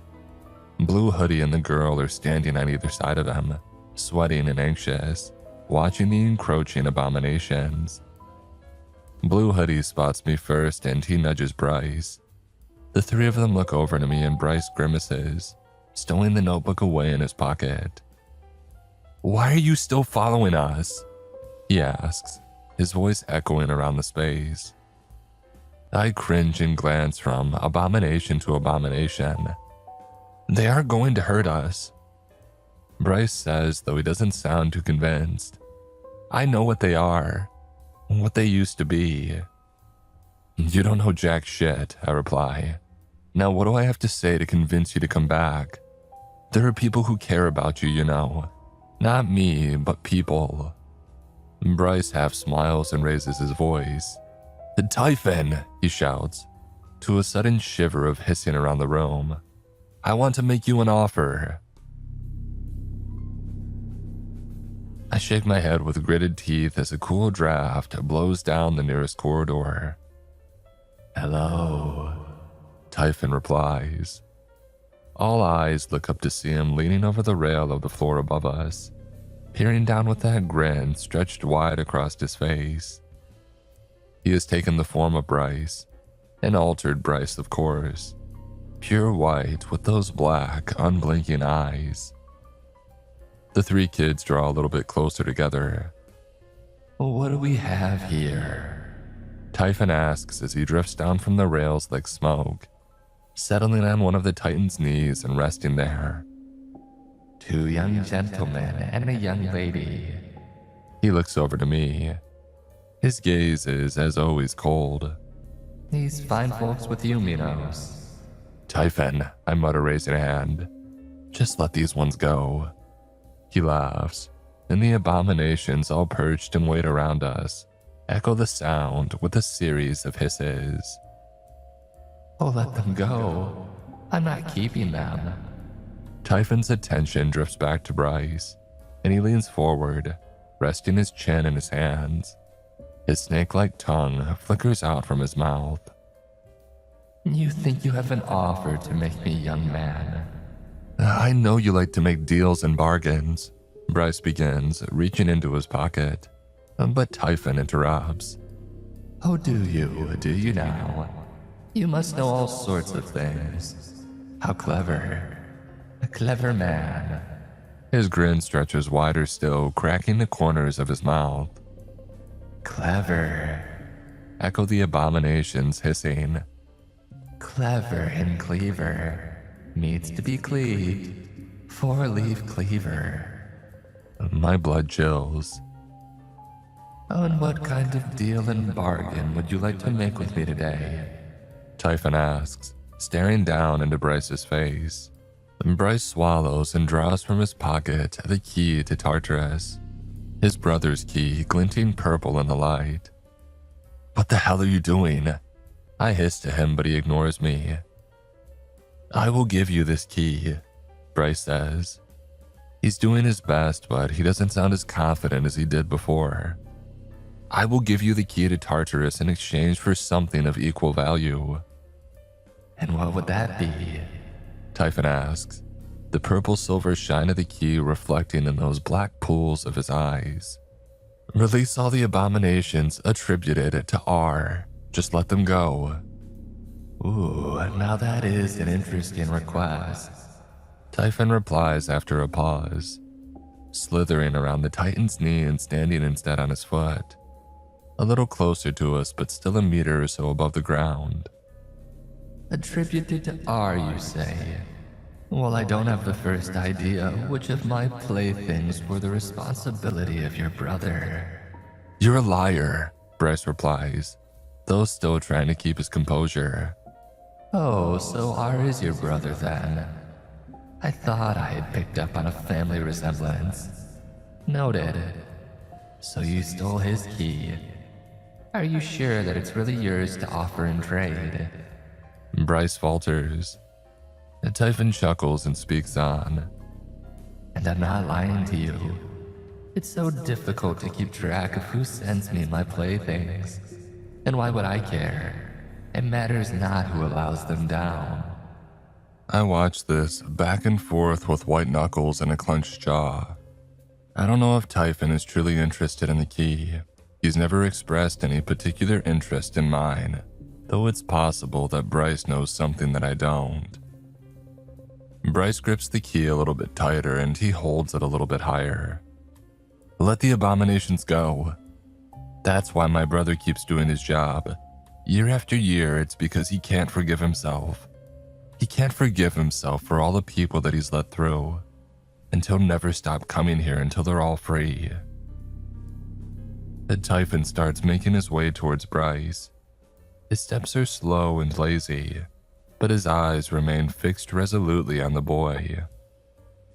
Do you know what I would do with this key? I would use it as bait. Your brother will try to come down here and retrieve it from me. I don't know how he'll get down without a key, but he's a smart lad. He'll find a way. I doubt his employers would accept such a loss. He grins. If they know that you were able to steal his key in the first place, well, then the damage might already be done. Bryce lowers his hand a little and he stutters. His employers? Typhon says, his eyes flashing. So you don't know everything then? Interesting, so very interesting. He's standing right in front of Bryce now, looking directly into his eyes. Oh, your offer is a fun one, but I don't accept offers made by mortals. Allow me to propose one of my own. Is this Bryce's plan, I wonder? A bargain, and a dangerous one at that. I rack my brains as how to get them out of this. But the next phrase kicks in even as I mull it over. Typhon's attention flickers back to the key. The same violet light shines in the void, and his tongue darts out past his teeth. And in this moment, Bryce suddenly raises his voice. The lower levels are worse. There are worse levels below. There's a rumbling of hissing from around the room, but my stomach drops. That's not going to work on Typhon, kid, I shout at him. You have no idea what you're doing. Enough is enough. But Bryce carries on. He holds the key in the manner that one would hold a cross in the face of a vampire. The lower levels are worse. There are worse levels below. And Typhon is entranced, fixed on the key. He does not move, and I do not believe what I'm seeing. No, surely not. This simple trick, it wouldn't work on Typhon, it couldn't. It barely works on the abominations. The lower levels are worse. There are worse levels below, and I will send you there. Bryce finishes, and in this exact moment, the kids to either side of him, the boy and the girl with their eyes downcast and barely moving, extras even, not worth a second look, completely devoid of Typhon's attention. They jump suddenly into action. And two sharp blades, long knives drawn from inside their clothes, are stabbed into Typhon's chest. There's a sudden scream and a blast of icy Arctic wind. The abominations and the kids and myself are all knocked backwards as the screech echoes around and around the hall. The elbow of the great marble Titan cracks and dust rains down from its joints. The Typhon twitches in agony, and he collapses like a stone to the ground with a thud. And for a moment, we are stuck in stunned silence. The abominations are likewise frozen. No one dares to move. And then a dark grin spreads out across Bryce's face. He looks to me. You see? He begins quietly and then louder. You see what I told you, old man? It worked. He looked down at Typhon's corpse. The tension now eased, he releases a laugh. You couldn't help yourself, could you? He taunts. And that's when you're at your weakest, when being offered something that you want. Bryce laughs and hugs his friends, drawing them close. He's giddy with excitement. That was for Rex! He shouts with glee and he turns to the abominations. You are free! But the abominations do not rejoice. The mood cracks. "Rex," Typhon whispers with delight. Bryce spins around in alarm to find Typhon standing behind him, hands clasped behind his back. The corpse vanishes in a burst of mist. Bryce panics and stumbles, shoving the key into Typhon's face. Typhon pushes it aside with a sigh, his tongue running quickly over his teeth as if it had a mind of its own. "I don't want your key." Typhon hisses. He twitches. "I don't need it to lure your brother down. He comes down all the time. And Rex, you say?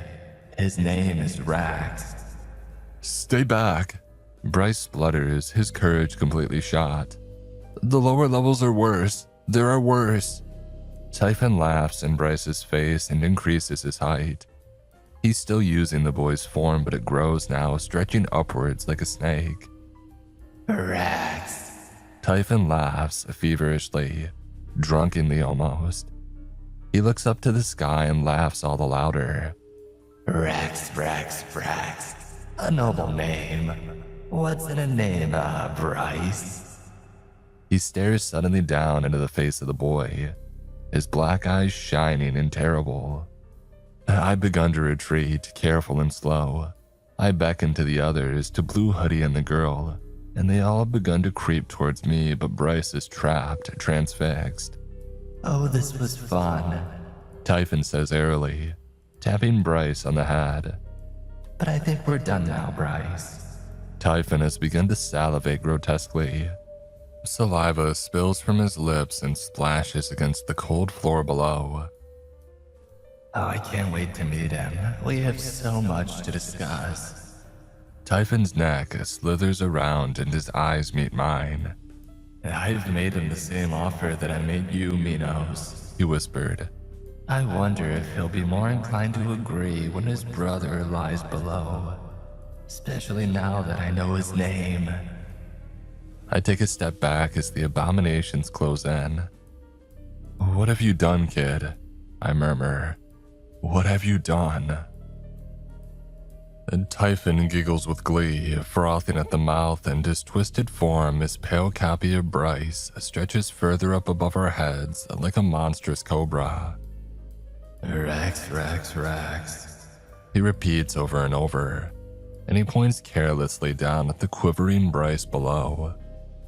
"I'm done with this one." He says to the waiting, watching crowd with a wave of his hand. "Bryce can be taken." Hissing and salivating, the abominations scurry towards him. I leap from my position and close the gap in seconds, grabbing the boy by the collar of his sweater and hauling him out of there, roughly pushing aside the abominations as they cluster around us. They are more cautious of me than they are of Bryce. I knew that much already, but still there's just too many.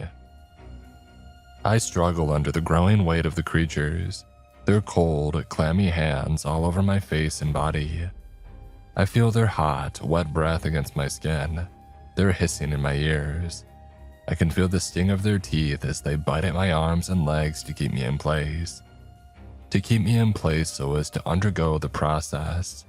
I can feel one of my hands starting to become numb as their paralyzing saliva begins taking effect.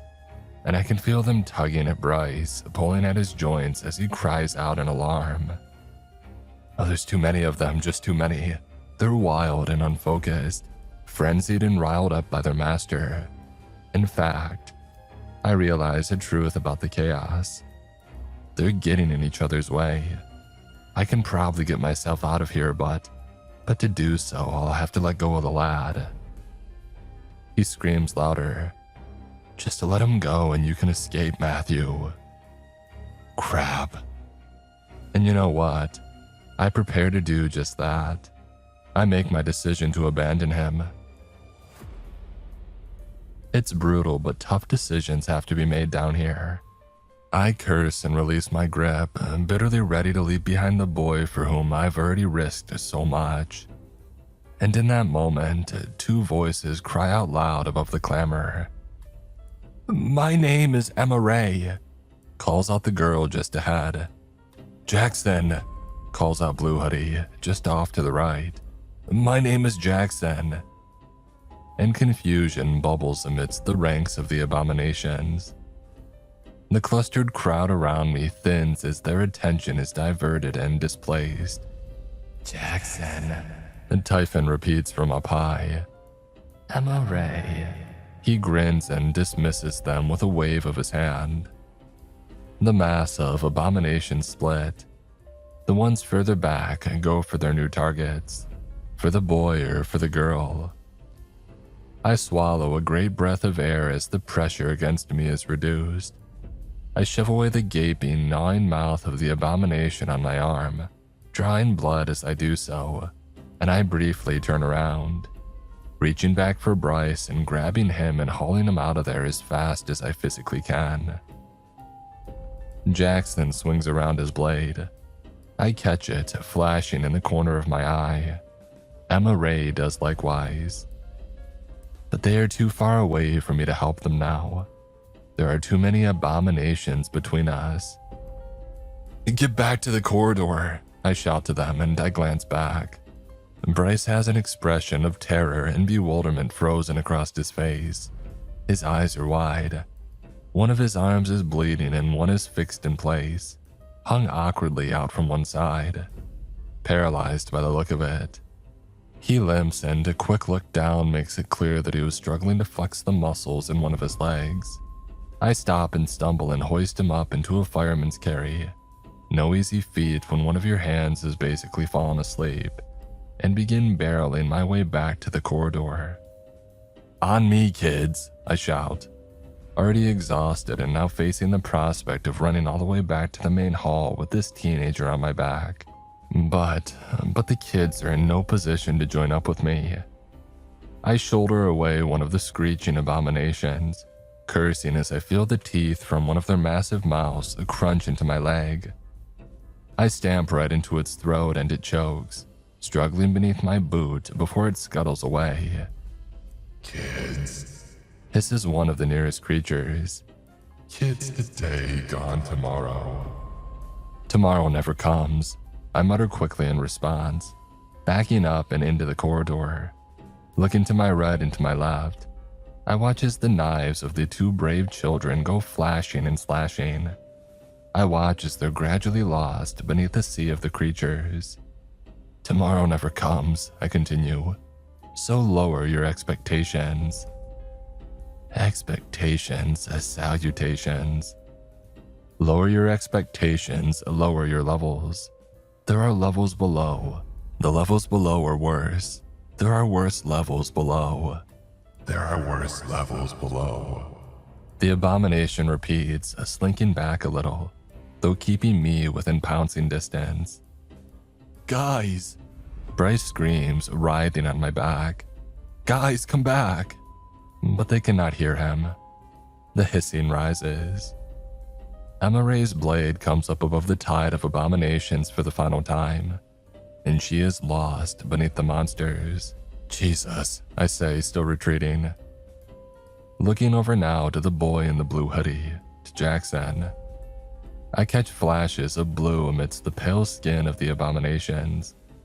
An abomination steps on the dropped blade with one of its cold hands, and it skids across the floor and away. The creatures have sensed these two kids to be the easier targets and have largely left us alone for now. And a quick glimpse through the crowd shows us Jackson's fate. His is the fate of everyone who gets taken by the abominations. The teenager is paralyzed and frozen. His legs are in process of being swallowed up whole into one of the abomination's mouths.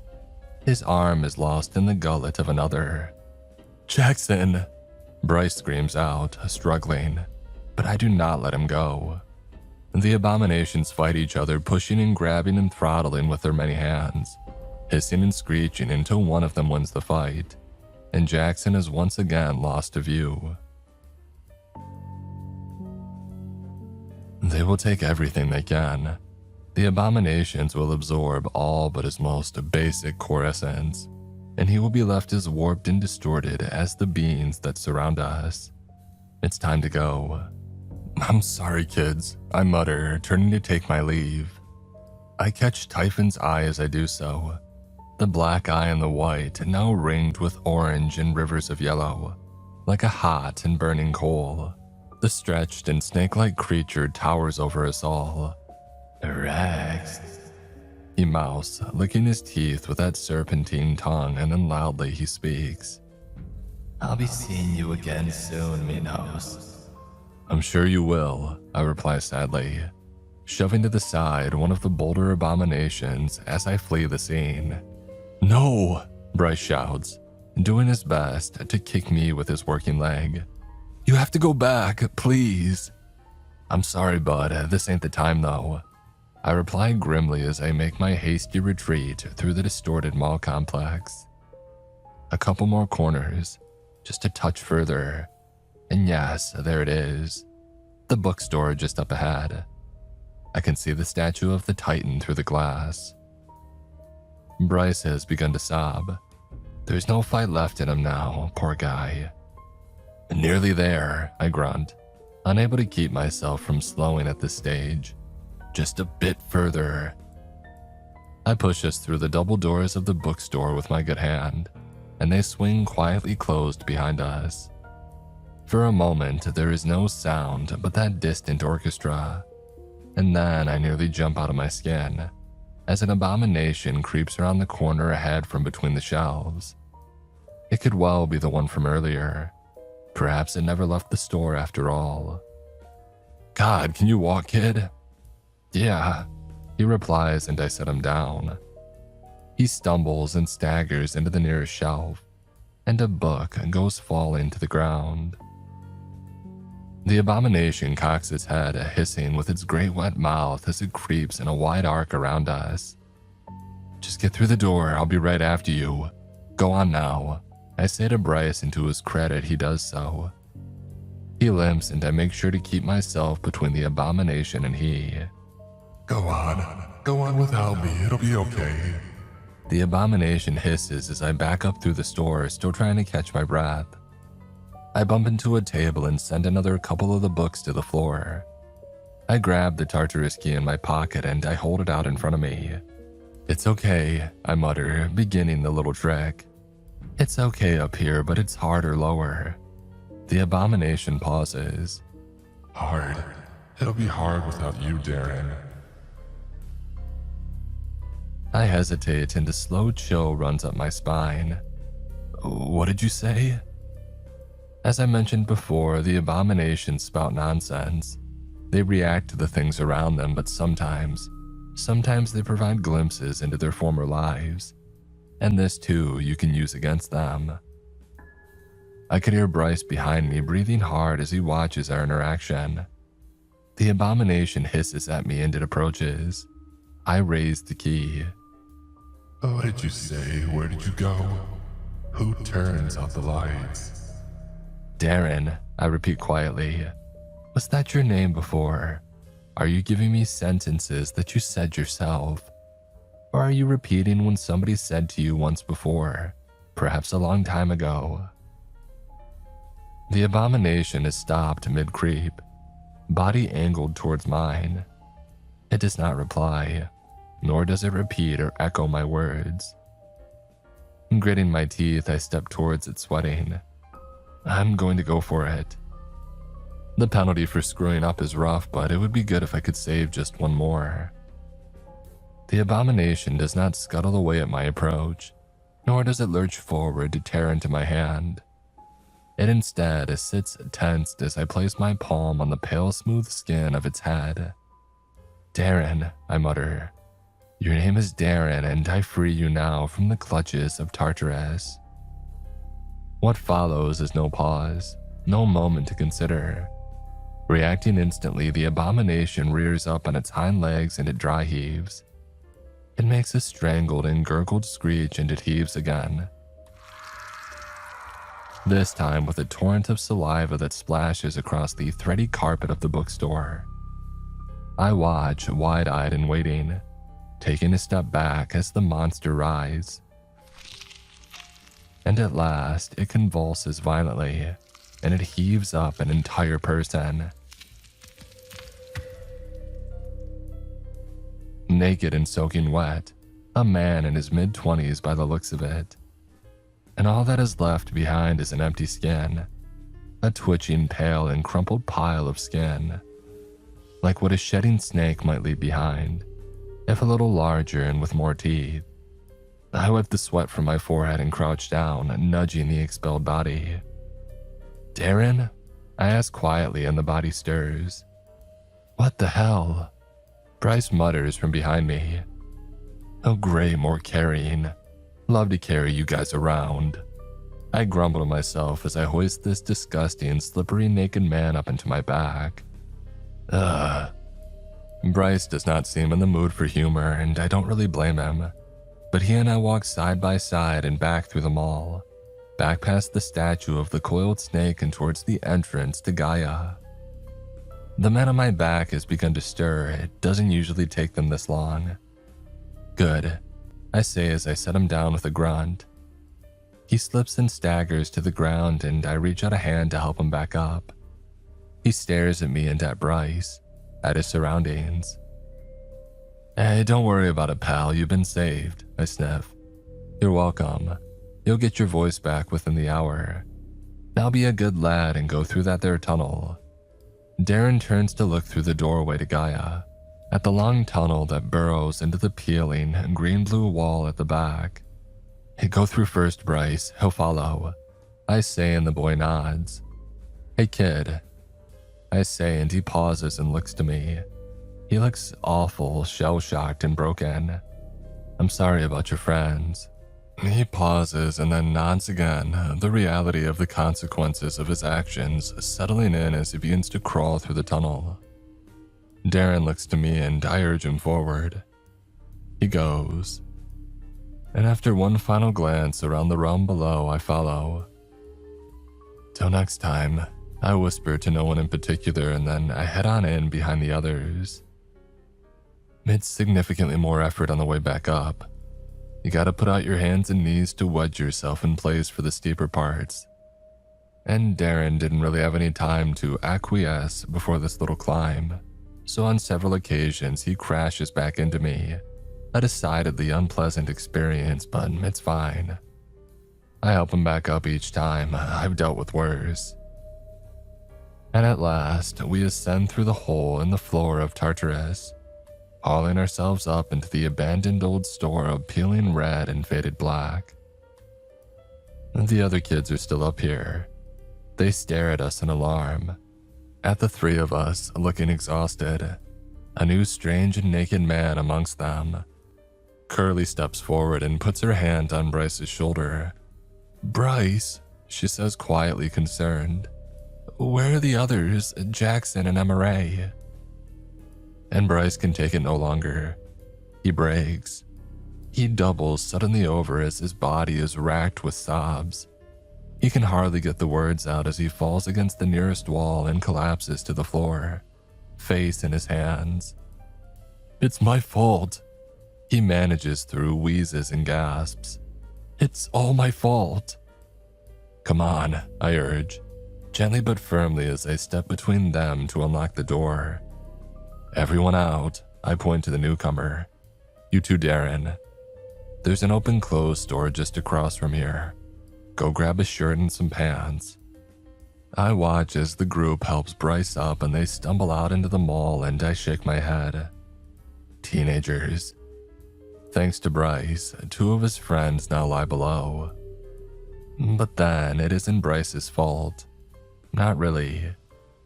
It's mine. I am a guardian of Tartarus and the instructions are clear. The responsibility belongs to me, even if you might to an extent disagree. I take full blame for this.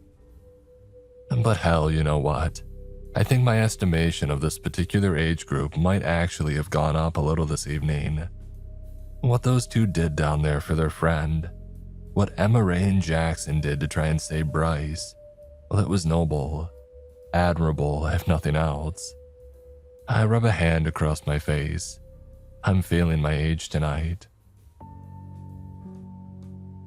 I watch as the teenagers settle onto a nearby bench and doing their best to console Bryce and to work out what had happened. and I watch as Darren stumbled his way towards the closed door. I turn and regard the room. When I first had stepped foot into the Tartarus store, 5 long years ago, I had counted 21 mannequins in total. 16 had been marked with names and initials. The other 5 were blank. The storeroom was also full of them. Well, the storeroom these days looks like it houses the same amount. But the number of mannequins all around me stacked and clustered against the walls on the counter, it has risen considerably since then. There must be at least 60 in here now. It's a wonder that there's any space for them. The world around me is quiet as I consider this. I can hear the distant murmur of the kids beyond the door, but overall the sound is low. There's no faint and distant orchestra here.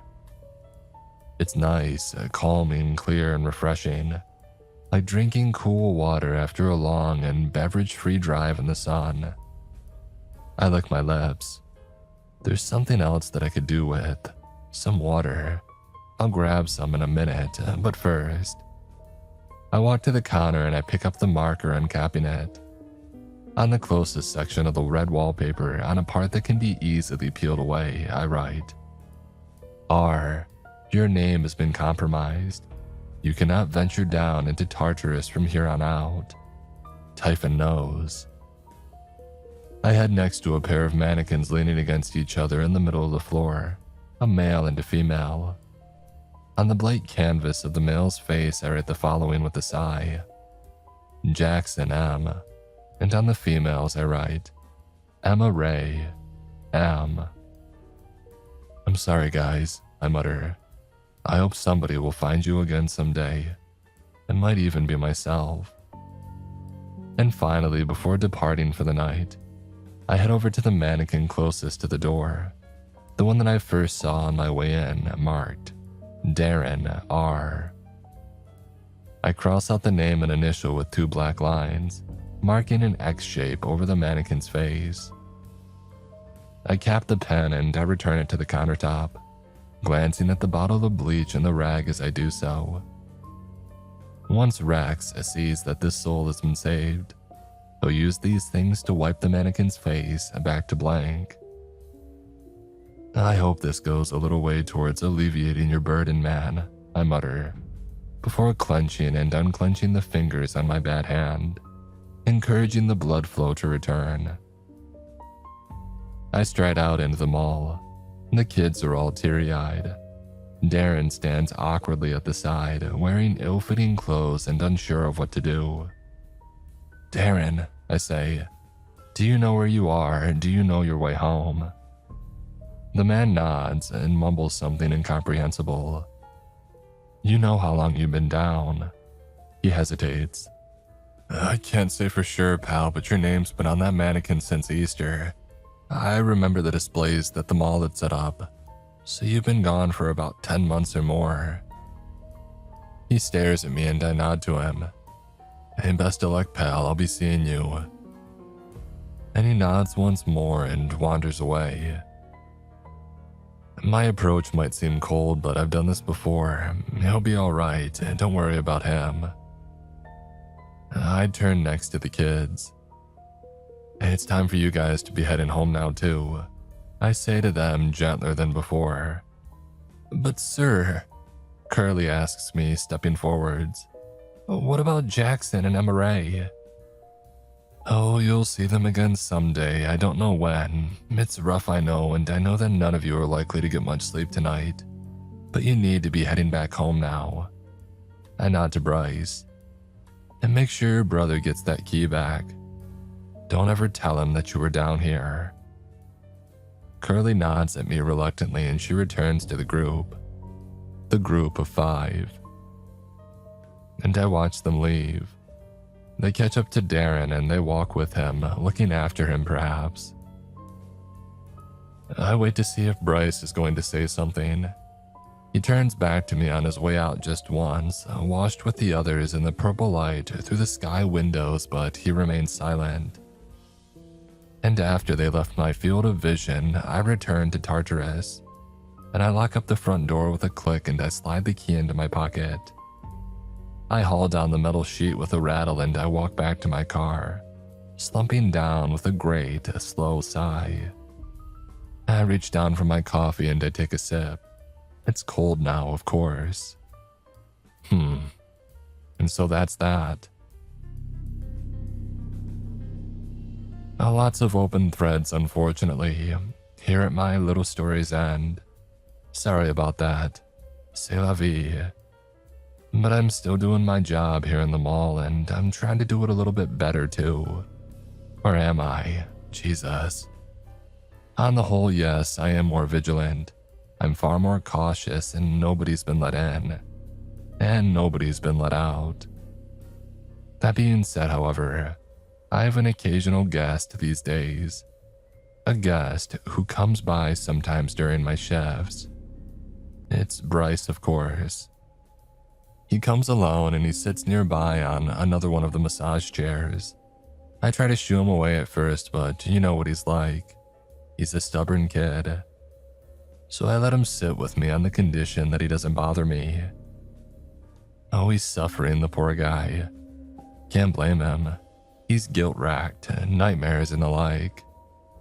He's wanting to go back down, you know. Back down into Tartarus. But I haven't allowed it. And Bryce wants me to open the door and allow him to return to try and save his friends, but it's like he feels that's his responsibility.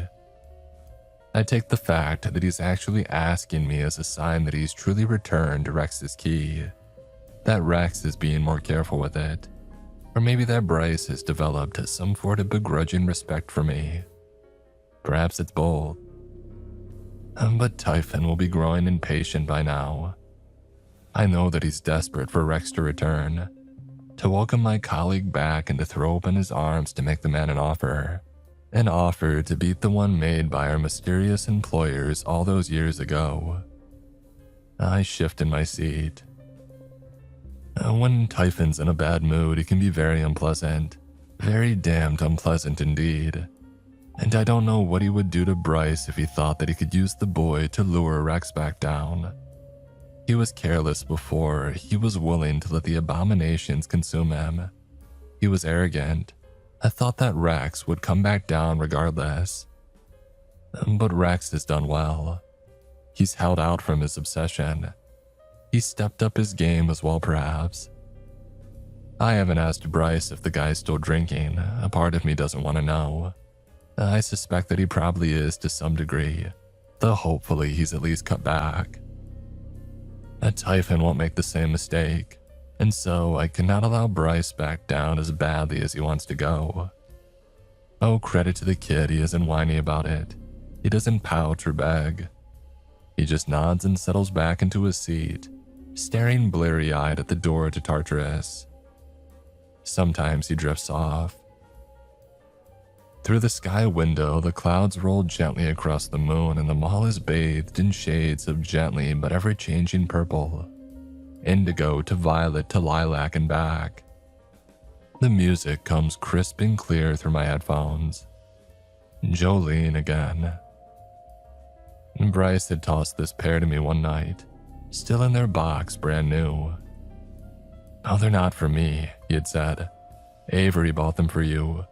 They're the latest model of the shit ones that you're using now. And damn, they sure are nice. More comfortable too. Maybe kids aren't so bad. Frustrating, sure, irritating and anxious and stubborn and emotional. But hell, it don't mean they ain't good people at heart. Indigo to violet to lilac and back. The world turns. And Tartarus turns beneath.